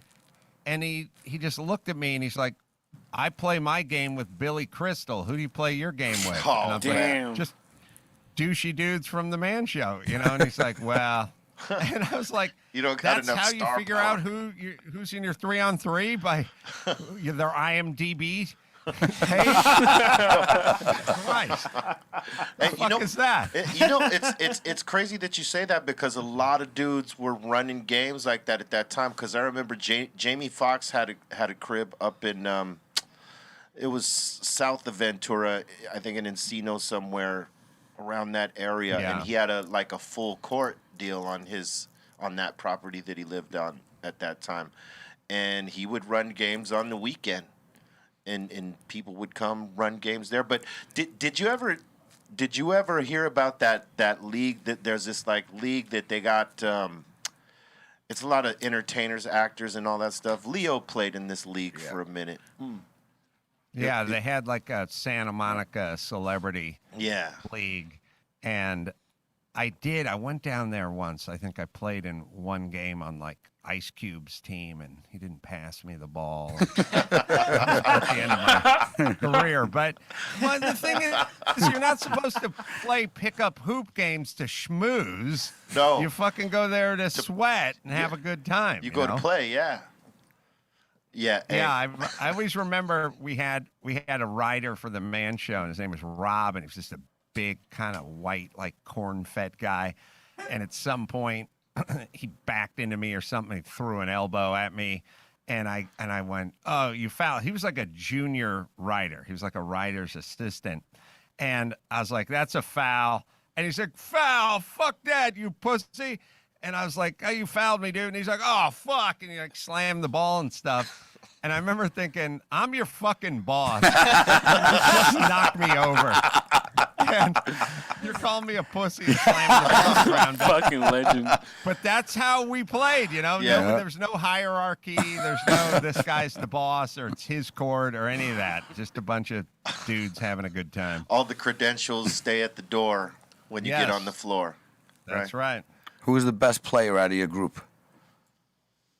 We had a writer named, and also some of my neighborhood buddies would play too from the old school, you know, like North Hollywood High guys. So I had my, you know, construction buddies that were a lot more, you know, blue collar and a little less educated, playing with the guys that had degrees. But Kevin Hench, who was a writer for the Man Show, then he went on to write Tim Allen's show, Last Man Standing, and then he worked on Julio Iglesias' show on net. He created that show on Netflix, Fluffy Nice. show. And I actually wrote a couple of movies with him too. He was definitely the best. Nice. Yeah, man. It's we used to play a lot back in the day. Sendog, myself, Muggs not so much, but we never got down with the leagues like that, like the celebrity leagues, because I think we played just a little too rough. We'd be getting fucking fouled out of the game left and right, especially with Sendog's hack defense. Oh man, He just chops. Oh, when we played, man, no one ever wanted to, Sendog to be on them. Because he was going to hack the fuck out Chopper. of him. He was the chopper for sure. What do you think about the Lakers right now, Adam? Are you paying attention to them at all yet? Right now? Not close. I mean, I usually get on board at some point in the season. You know, it's such a long season. And by the way, it seems like they just finished the season. The whole Right. COVID schedule got everything all fucked up. Like they just finished and then they started again. Yeah. So I've just been kind of watching from afar. I mean, they're not great. They're not bad. What are they, 500 or something? They're just over. Just over. They got their asses kicked by Chicago the other night. It was ridiculous. But, Chicago's been putting ass kickings on everybody lately. I mean, they got the Clippers the other night, too. They're just a good team right now, at least this early. yeah, LeBron's off the floor too right now. Yeah, LeBron. So that's like a big part, and they ejected Anthony Davis. So Wow. it was a crazy game. Dude. Crypto. I What was was, it? Crypto. Oh yeah, they're changing tell the you. Staples Center to crypto.com. Yeah. I know you're I'll stoked. tell you a joke, which was I got invited to sit courtside at a Laker game a few years ago. And I mean, sit, on the court kind of thing. Yeah, on the floor, yeah. Yeah. And the other guy they invited was me and Bill O'Reilly. You guys remember Bill? Shit. Oh, God. And so so I did it. And then maybe a week later, I did his show. and he said, "Hey, Carolla." He was all cocky. He's like, "How'd your Hollywood friends feel about you sitting next to Bill O'Reilly with your liberal Hollywood friends sitting there on the floor? Did you get any flack for that?" And I said, "Nah, I just told him I was there with my dad." Oh man. Yeah. I would imagine that, you know, anyone that was sitting with him at the time was catching flack. Oh yeah, I mean at a Lakers game for sure.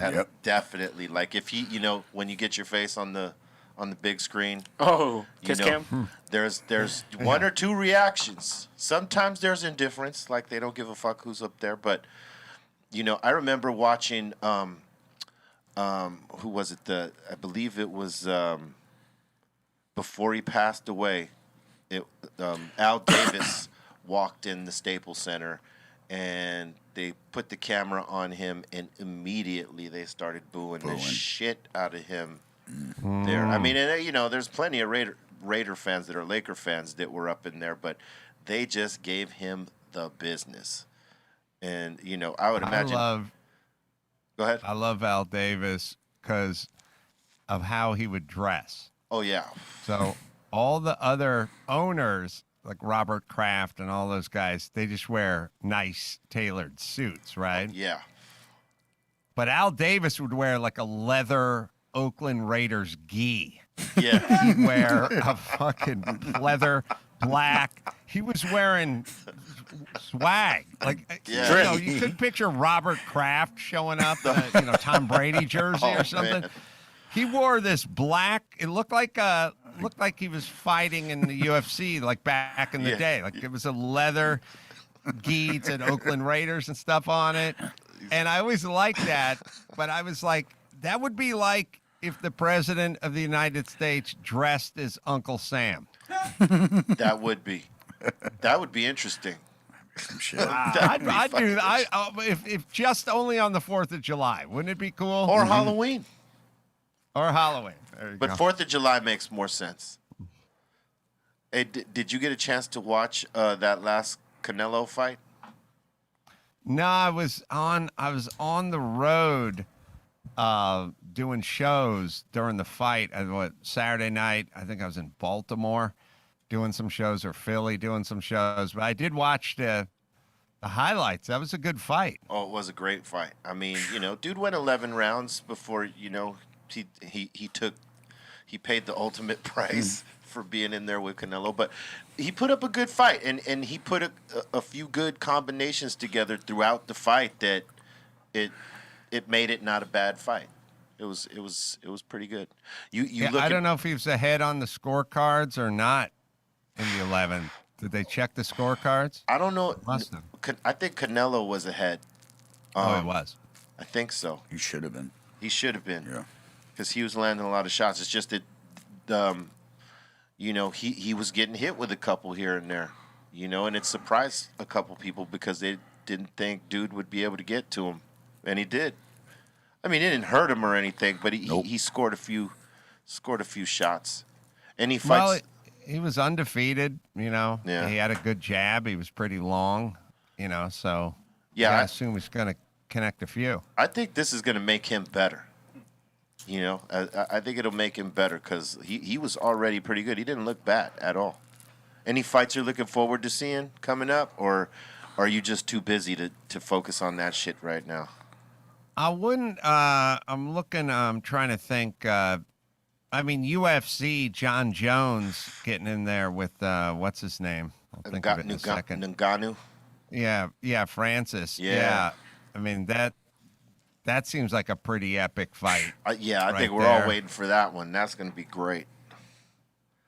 Yeah, I don't know if it's on the schedule. I've just heard talk about it, but I've not seen it scheduled. But I think that would be a real appointment viewing, right? John Jones bulked up a little bit. Francis, you know, his skills keep getting better. He's getting more well-rounded. That would be a hell of a fight. Yeah, I'm wondering how that John Jones is going to look and how he's going to be able to carry that weight. Because, I mean, like, if he's going to bulk up, he's got to carry that. Well, I think his brothers both play in the NFL. That's right. Or That's right. one did. And I mean, he's got the frame to carry it. He's, keeps himself at 205, but a lot of folks I've talked to said he walks around at a lot bigger than 205. Huh.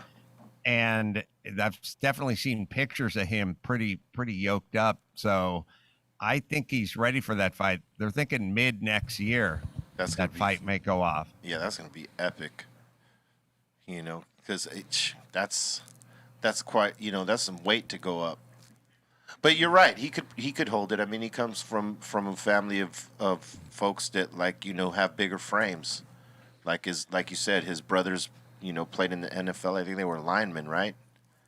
Yeah, I think he's got one brother still playing. I don't know if they both play, but he definitely comes from a real long athletic group.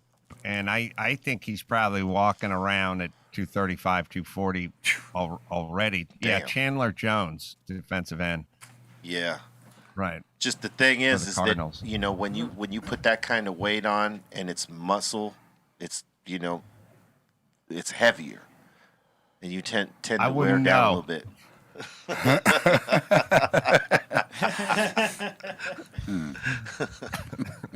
Right. Yeah, but that's why they always question whether going up is the best decision for someone that is in his frame right now. But I mean, hey, listen, that dude likes to challenge himself, so it's gonna. I think it's gonna be really good. So someone's lights are going out. Oh yeah. Well, Stipe wasn't a real big, bulky heavyweight, and he beat Francis the first time when Francis not really very well rounded. But if there's ever a sport where you could give away 35 pounds and still win, it's the UFC. Yeah. What's the other French guy's name? Gagne, right? They used to be in the same camp. He just fought not long ago too. He's a heavyweight. They just showed something where where Francis was walking by him and totally ignored him. Because that's going to be the next fight after he fights John Jones. It's probably going to be those two guys, the two French guys. Oh, really? Yeah, I can't remember what his first name is, but I know I think it's Gagne or something like his last name. Fuck. He's Yeah, he's it says really on good. my producer wrote Surly Gagne. Yeah, that's there what you they're go. writing. Yep. Yeah, he's good. That dude is really good. Great heavyweight right there. I think he has a kickboxing background, but he's really good with his hands. Yeah, well, kickboxing guys are usually pretty good with their hands. Maybe it's grappling they have a harder time with. Yeah, but yeah. This guy seems a little bit more well-rounded though with the grappling. I can't remember who his last fight was, but I mean, he fucking laid waste to the dude. But I think that's going to be the next one. If whoever wins this fight, that's who they're probably going to be fighting next. Because I think he's maybe number 2, number 3 right now in terms of contenders. Something like that. I don't know. I don't know who would be favored with the Jones fight either. It'd be pretty hard to bet against John Jones. Yeah, he surprises people. The craziest thing I've seen is when he broke his toe and he still managed to finish the fight and win that one. Word. He was not going home a loser that day. I mean, that toe looked fucked up. Yep. I mean, it was going the other way. It was like, hey, I'm going this way. Where are you going? Hey, I gotta say, Adam, you're one of the busiest dudes that I ever met. I mean, you host radio show, podcast. You still get out there and go out there and work in terms of doing the comedy and all that, and then you do all the other stuff. It's like, where do you find the time? Well, you can't be scared to work, some weekends and some holidays. So Right. you just kind of I don't really have it's Friday, it's 5 o'clock, I'm going home kind of mentality. It's more like it's Friday, it's 5 o'clock, I'm going to the airport, So Right. I've always kind of felt that way. I didn't want to really give myself hours or days, it's just, there was just work. And sometimes you weren't doing that much on a Monday, but a lot of times you were working on a Sunday, was kind of how I approached it. I used to come from real work, real construction work, real just kind of labor work and, manual labor and stuff like that. And, I always wanted to talk and do comedy and jokes and that kind of stuff. And I did carpentry and building and manual stuff for so long that when I got into comedy, I never considered it work. I just felt like work means, you got to sweat, you got to use your back, you got to have a shitty foreman, like work was work, you know what I mean? Like I come from a place where, I worked at McDonald's. I worked the grill at McDonald's when I was 16. And then I got into carpet cleaning. And then I got into, construction labor. I was a boxing instructor for a while. I just got into work. Like it was like sweat and toil and everything. Yeah. And when I got into comedy and it was like sitting in an office with Jimmy, writing jokes, coming up with ideas or traveling, talking, hosting, I never really thought of it as work. And so I never really set a bunch of hours and a bunch of parameters, because if it's not work, then who cares? Right. Then you can work on a Saturday if you don't look at it as work, Yeah. Right. It'll still tire you out, though. Sometimes. No, I mean, I think, the travel can be a bitch. Yeah. yeah, that's the only part, really. Travel? The travel. Because, I can relate to that, in terms of like what we do here and then like going out on tour and doing all that shit. Like, yeah, you're exhausted after playing an hour and a half set. But that's okay. That comes with the territory. You're sort of conditioned for that. Yeah. It's those little pieces, like having to go through the airport, get on a plane and fuck around and fuck off to one city or another. Oh, yeah. That's the tiresome part. But all the other shit, it's fun. If it's your passion and you don't look at it as work. Because the minute you look at it as work, done. Yeah. Done. Right. At least in my opinion. I think you have to still have fun and it be your passion. But the minute you look at it as work, you're done. And the fact that you came from that background where you did actual toil. Yeah, like actual labor. Actual labor. Yeah, doing this shit is like, it's not toiling. I mean, no. You got to put effort into it and put time, but if it's doing what you love, it never seems like work. Yeah, man. And Well, I would have the experience that not many people have had. Like when I started construction, I just happened to be on a job and I just dug ditches, and we dug ditches for 10 hours a day, 5 days a week. And I don't think people really know what it's like to just dig for 10 hours a day. People, they plant a dwarf avocado tree in their backyard. They dig for 45 minutes and, they got to sit down. I definitely know what it's like to dig from 7 a.m. to 5:30. Damn. Just literally just dig and then Grave come back dig. the next day and do it again. That's literally, when they say you'll be a ditch digger if you don't study, that was literally what I did. I dug ditches.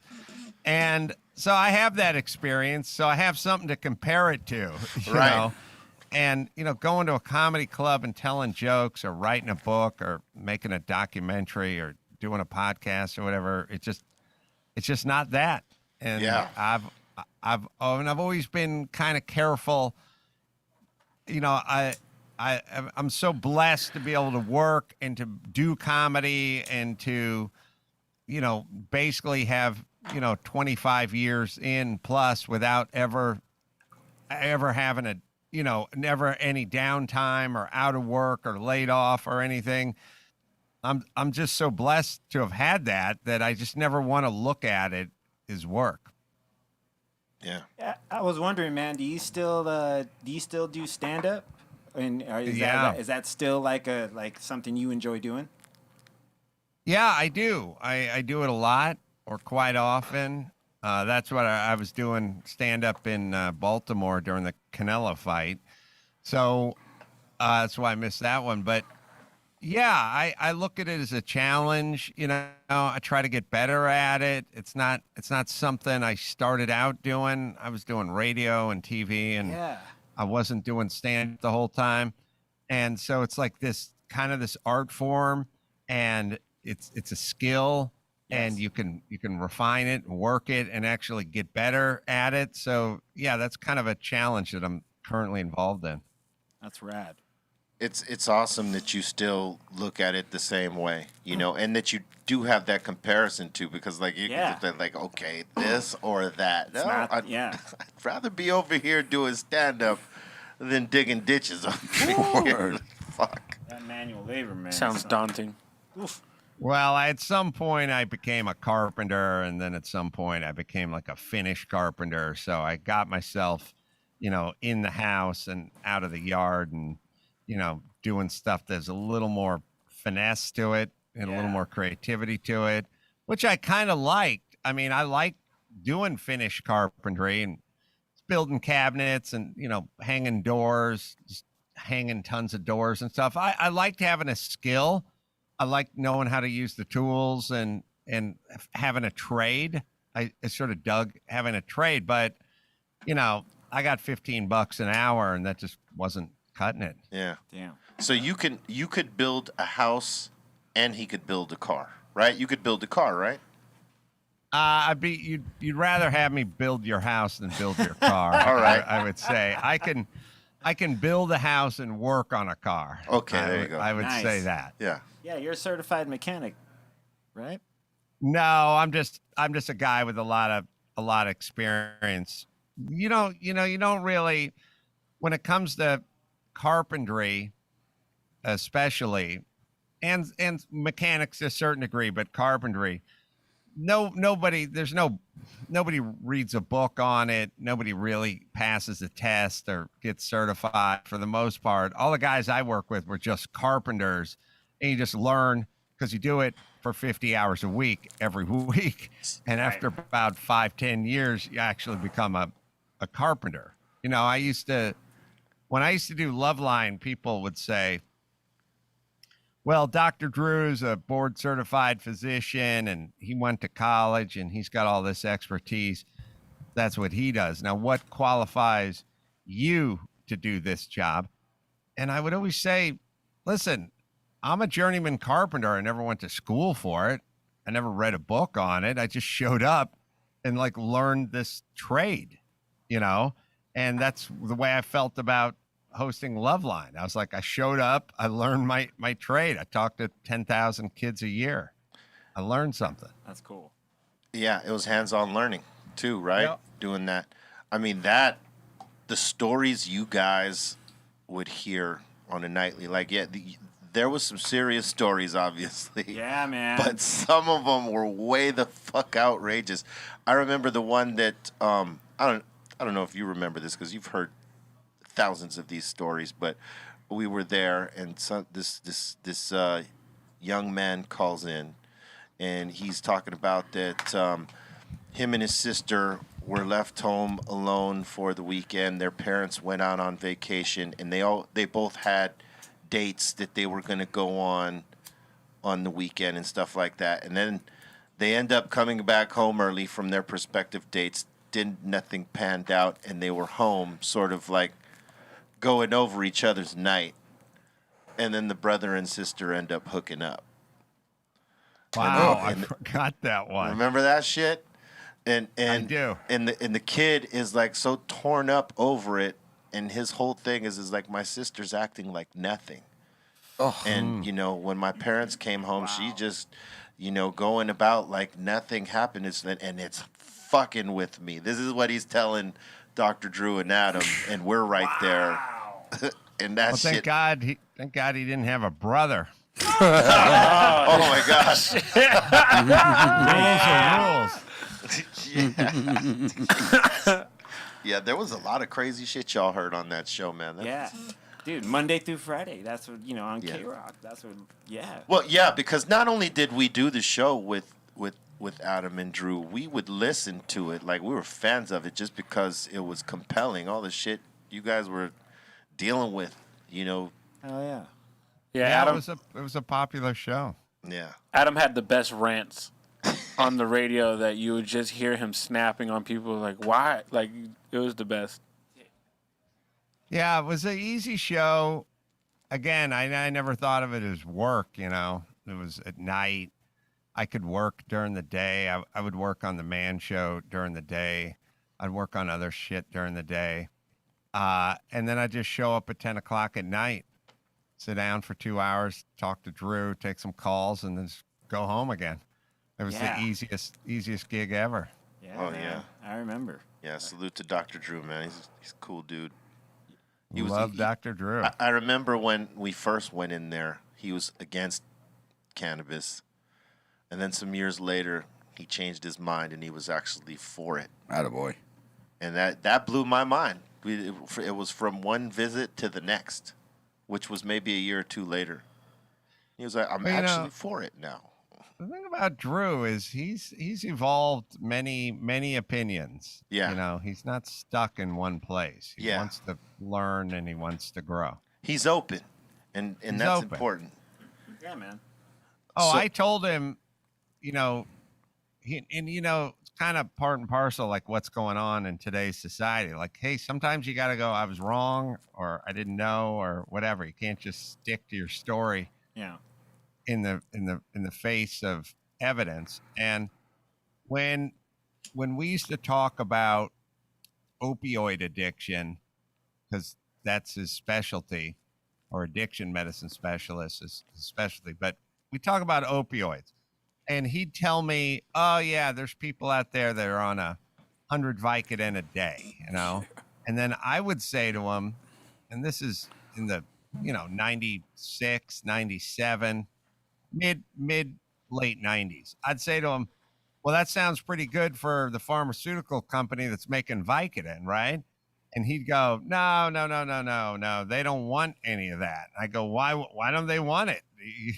I take 3 Vicodin every 7 years. They don't make any money off of me. Right. But you got a bunch of people out there taking 25 Vicodin a day. Oh, yeah. That sounds like you're going to make some money. And he's like, no. They would never. They don't want that. They wouldn't push that. They wouldn't whatever it. And then smash cut to, a couple of years ago. And he's just looking at me. He's going, I was wrong. They were pushing it. You were right. I would imagine. No, he didn't stick by it. He said, you were right. I would imagine there was a lot of guys with his same credentials and had his same views and had to flip because, it was right there in their face. Yeah. And now you have this fentanyl shit running around. Oof. Oh yeah, Man, the worst, man. The worst. People are ODing all over the place. That's the worst. Yeah. Crazy shit. Yeah, it comes in.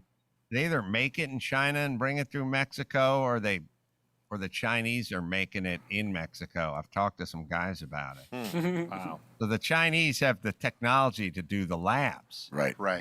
But so it's kind of their technology, and then it just goes through Mexico, and here we are.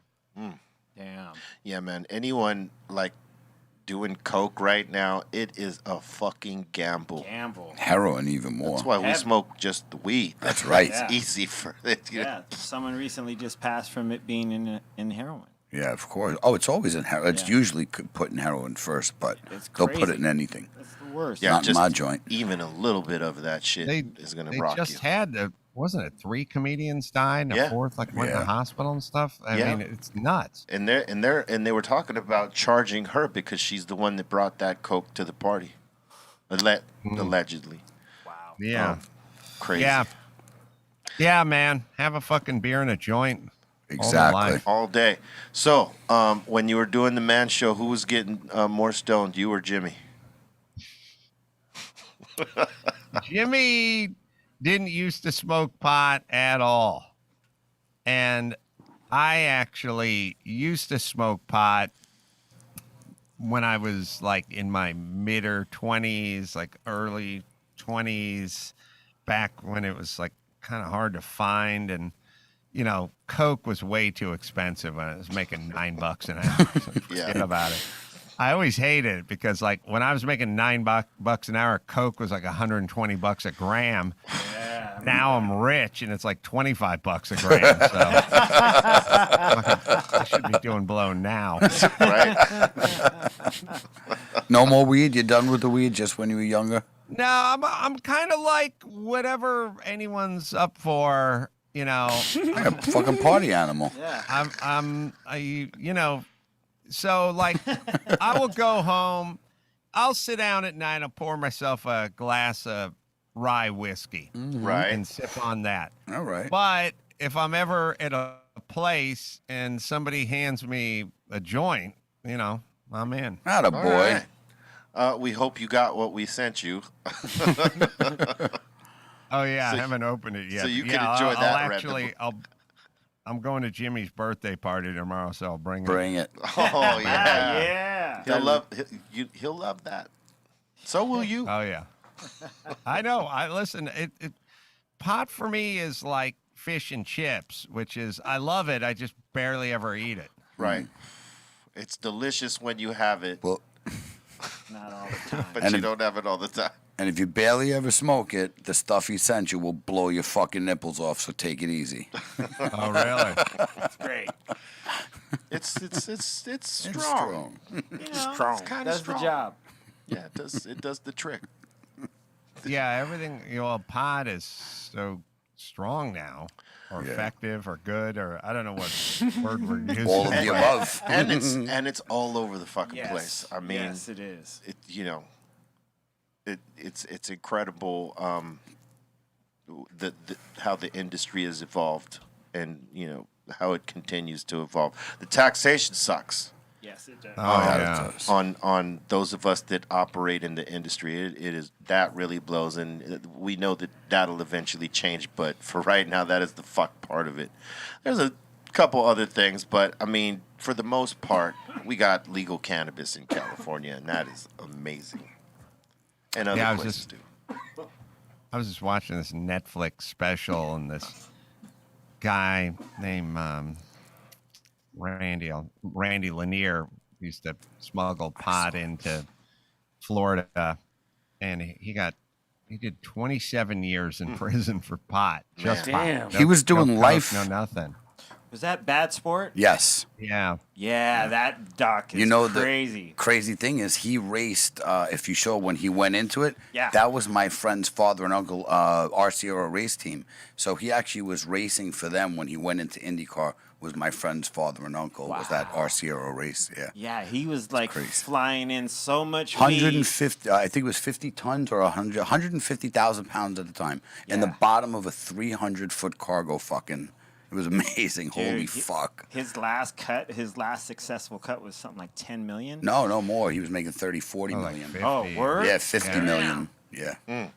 He came in. I saw him about a year ago. He came by because we're thinking about making a documentary about him.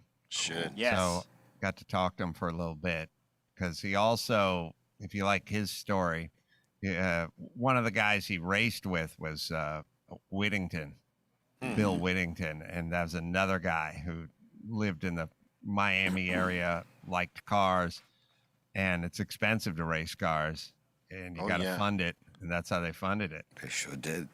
Yeah, I would imagine a lot of that was going on in Florida because that's where it was all at. And what in we the 80s, shit. Yeah, and what we just talked about, if you're doing dirt, you can't be in the spotlight. You can't be in the This guy spotlight. had no income, couldn't even prove what he did, and he's got a Yeah. $100 million race team. I gotta tell you, it's bozo shit. If you think that you know, like you're going for the spotlight, whatever in whatever you do, Right. whether you're racing cars or you're acting or rapping or whatever the fuck it is, right? Spotlight It's not good. and you doing dirty shit does not fucking mix. 'cause Nah, man. And we're seeing more of it now because people are willing to go on TV and try to become a star, and have some dirty laundry, and then that shit air out just immediately. Yeah, man. And then if it doesn't happen immediately, it eventually, catches up. Well, these fucking idiots put it on their Instagram and show the world what the fuck they're doing. That's the biggest. What were you gonna say, Adam? Well, like sometimes they cut the middleman out, like the guy who was rapping about defunding the government or stealing government checks for like COVID unemployment checks. Remember this dude about a year ago was doing a rap video and talking about stealing PPP COVID loans. rebate money? Dumbass. Yeah, dude. Yeah, you don't have to look that hard for that guy. Yeah. I mean, at least with Randy Lanier, you had to see him race and then do some math. You know what I mean? Right. But he didn't have bales of pot in his race car. Yeah, So true. sometimes you just don't think it out. Yeah, man. Oh man. Yeah, but I mean, we're seeing examples of that right now. Like there's just so many people getting exposed because they're on TV and don't realize, okay, well, I've brought this extra light to myself, and I got all this craziness going on. I mean, it's not a good formula. It's not gonna work. Don't piss off the government. No, never that. I know you got to run, and I want to thank you for taking the time to get down with us here. When you need me, I'm there. You just got to call, and Anytime. I'm there, Anything man. for you, Be Real. Anything for you, Adam. Always a good time. Yeah, pleasure. Likewise, man. Thank you very much. Everybody, check out the Adam Carolla show. When does it run? You can just go to adamcarolla.com, live shows, podcasts, whatever, T-shirts. Just go to adamcarolla.com. It's easy. Right on, ladies and gentlemen, Adam Carolla. Thank you, Adam. Thank you, man. Thank you, Adam. Adam Carolla. All right. Man, that's crazy. That's the main. That's the mine. When I say main, I mean main. And and we're sorry that we didn't, take the super chats man. for that, but we had to deal with some stuff here. Yeah. When you go on the show, we just have them printed out and you just take them with you. But speaking of which, you might as well open the door because they're not gonna let us live this down if we don't just take them now. Let's do They're it. gonna have. All right. Yes, let them in. Bring it. Let's do this. Whoa, we got Joe Pa up Oh, in you here. skipped. Dude. Kick the door open. They're in a hurry, the insane asylum. We got Joe Pa up in here saying wave Brittany for the Dr. Greenthumb show. Yeah, go for it. Her agents won't let her come do this. No way. Not after all that. Nah, they gotta keep her on the. Back on the conservatorship. Yeah. You better work, bitch. Oh, Ray with the fucking. And we got Compa Easy up in here saying rest in peace to young Dolph. Yes. Rest in peace. And we got Zambi Gaming up in here saying, hey, Be Real, blessings to you, C- and E-Zone. But most especially your camera and film crew. Keep up your hard work and keep smoking that good. That's right. Thank you, and salute to the crew. It's a team effort down here. And we got A-Fan up in here saying rest in peace to young Dolph. That's right. R.I.P. Dolph. Yes. Rest in peace. And we got Irene up in here saying "Que onda, B." Que onda? She's Hey, saying, Honda. No. Que onda? "Que onda, There you go. That means que what's up. onda, B." What's up, B? That means like what's up? What's happening? She's saying "Saludos, Bolton. All right. No te pasas de vergas, we saca la bolsita."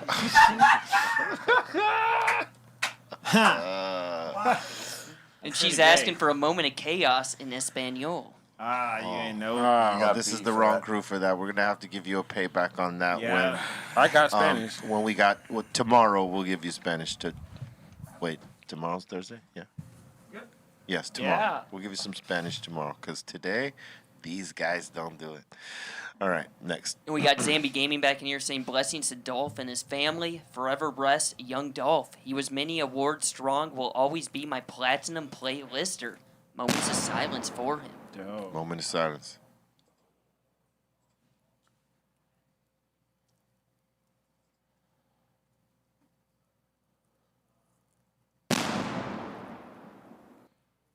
And we got Wilfred Cyrus saying shout out to the Dr. Greenthumb crew. Shout out to you. Big shout out, man. Shout out to you. And we got Sassy Stoner Mom, and she's saying we had an excellent interview yesterday. Yes, we did. DJ Yella. NWA. NWA. And we got Johnny98 saying, Cairo, I haven't gotten my box yet. Can't wait. Well, send me an email. We'll send you some tracking. We'll figure it out. They are sent out, though. Bring it. Got you. And we got Doomsday Library saying every show from Jersey has people who went to jail. All of them. True. Yeah. It did. I mean, Yeah, that dickhead from the fucking, what's it called, from Jersey Shore Jersey went Shore. to another one with tax evasion. That's all these fucking idiots, again, showing all this shit. And then be like, yeah, I made 30 grand last year. Okay, good job, asshole. Seriously. And we got Big So up in here saying, what's up, guys? Can I get a birthday shout out for my wife, Ariana? happy birthday, Ariana. Happy birthday, Happy Ariana. birthday. May you smoke the greatest of weeds today. And, you know, enjoy yourself. Enjoy this whole week. Enjoy this whole month, the weekend, whatever you want, because we know how the ladies do it. They'll take the whole fucking month. It is a birthday month. As a birthday month. So, you know, party accordingly and, you know, don't get out of hand and be around good people. And we got Big So. He's also saying, me and Ariana will be going to the Yard House for dinner. Any food recommendations? Yard House. Yard House. The fucking Yard House. Hey. Everything pretty much in there is good. It's kind of hard to say.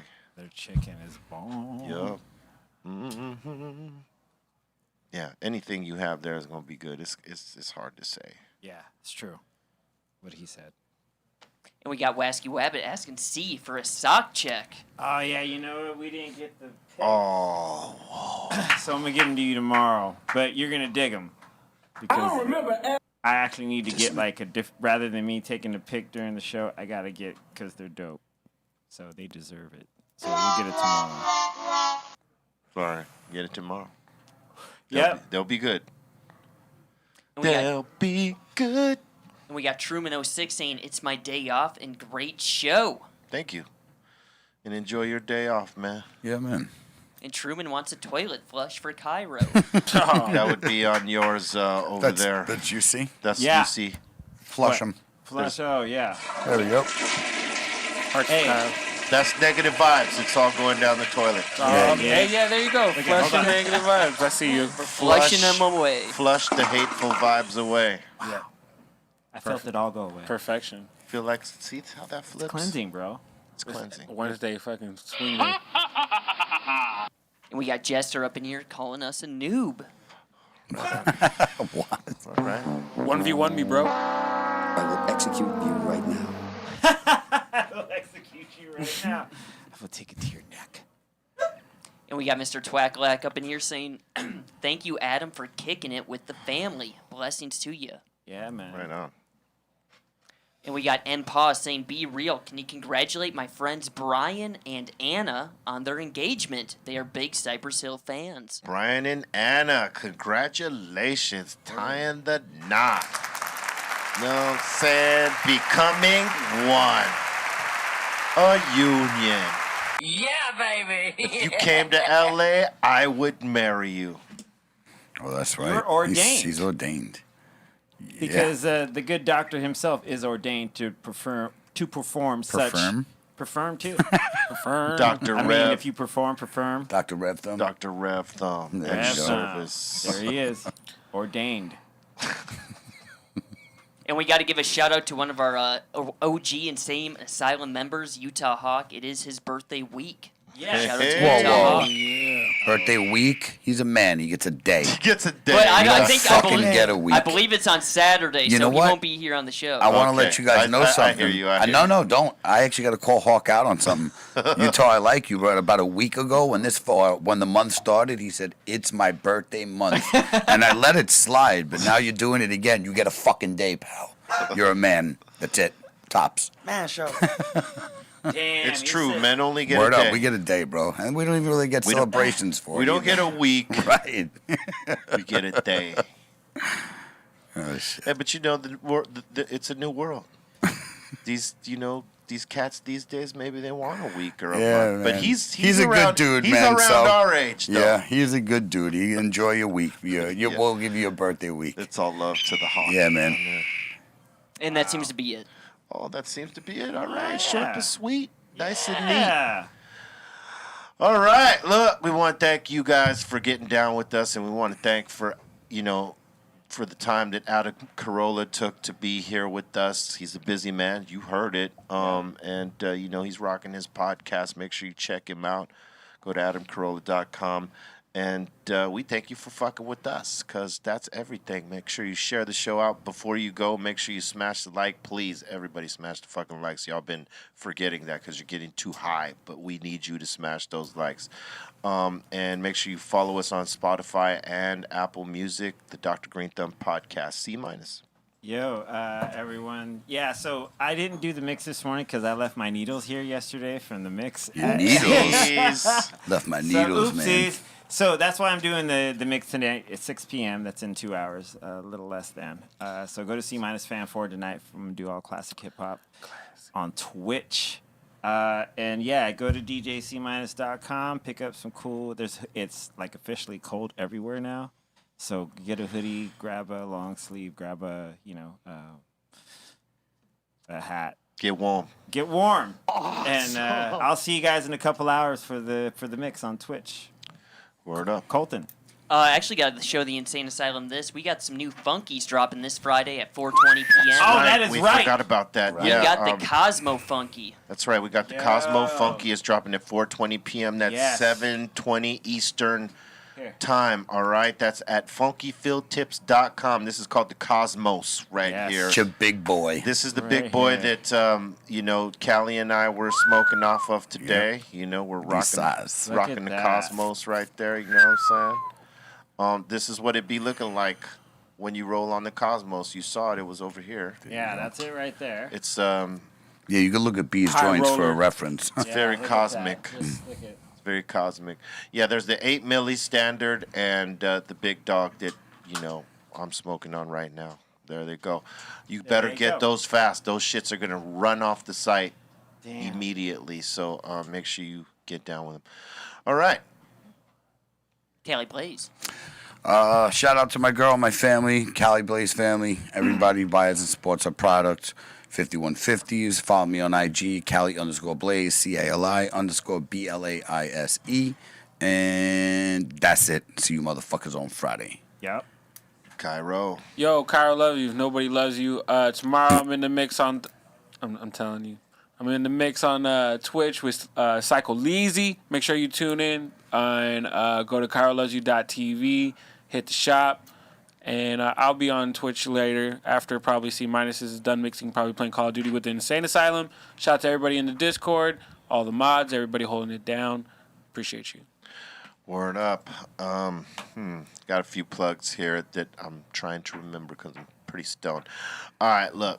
Again, follow us on Spotify and Apple Music, Dr. Greenthumb podcast. Make sure you check out the Dr. Greenthumb flavors called Insane in the Dr. Greenthumb dispensaries. If you are in California, we will show you the address to our locations. But you want to check the Insane flavor bags. All right, so that you know, be in the know. These are the flavors. OG, Christmas Lights, Ice Cream Cake, Hindu Funk, Mac 11, Maraschino, Ruby Red, Honeymoon, Great Bonsai, Rock Star, and Bermuda, Cali Nights, Godfather, Insane Mamba Juice, 41 Mints, OMG, Cali Nights, Zoology, Beam Me Up, Scotty, Holland Space Cake, and Julia. We got more flavors in the spot like Rainbow Mints and Showbiz and a few more. Make sure you get into those locations and check those flavors out as soon as you can. All right, and Be Real Game, Be Real Monster Buds. Go to BeRealGame.com. Get down. We got a giveaway popping off there. You want to be a part of it. We're going to give you some things. Yep. Gonna level up all your strains. Yeah. Get the trading cards and all that stuff. You've been playing it a lot, right, Yep. Carolla? Yeah. Hop on the Twitch with me later. I'll show you guys what we've been getting down. And also, shout out to everybody who's been using that promo code Insane Asylum to get a free hookup with research points and more. Metal Chick Julie got all the way to level or chapter 17, so I'm still catching up to that. You're playing tonight? Yeah, after your. Okay, so I'll raid you. Yeah, we're gonna be doing that. So BRITTNay on the BRITTNay site, or I think on my page, but we could do both. I don't know. We'll see. Okay, either way, we'll work it out. Yeah.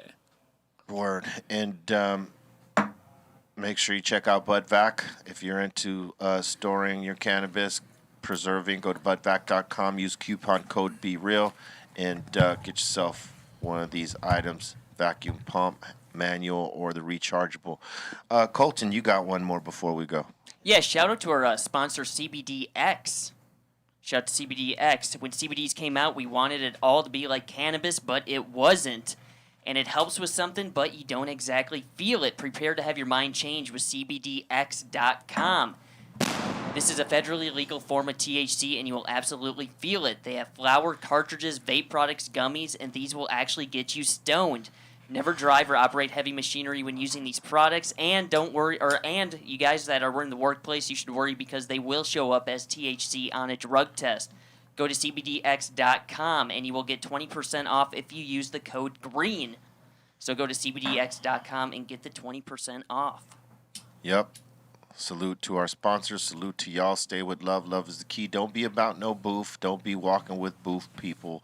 Don't be doing booth things, all right? Because it's easy to fall victim to that shit and make excuses like, I was hanging out with them and they got me into this. Everybody got choices to make, all right? Make the right choices. Stay right. Treat yourself. Don't cheat yourself. Smoke that top shelf. And we'll see you tomorrow. One. Peace.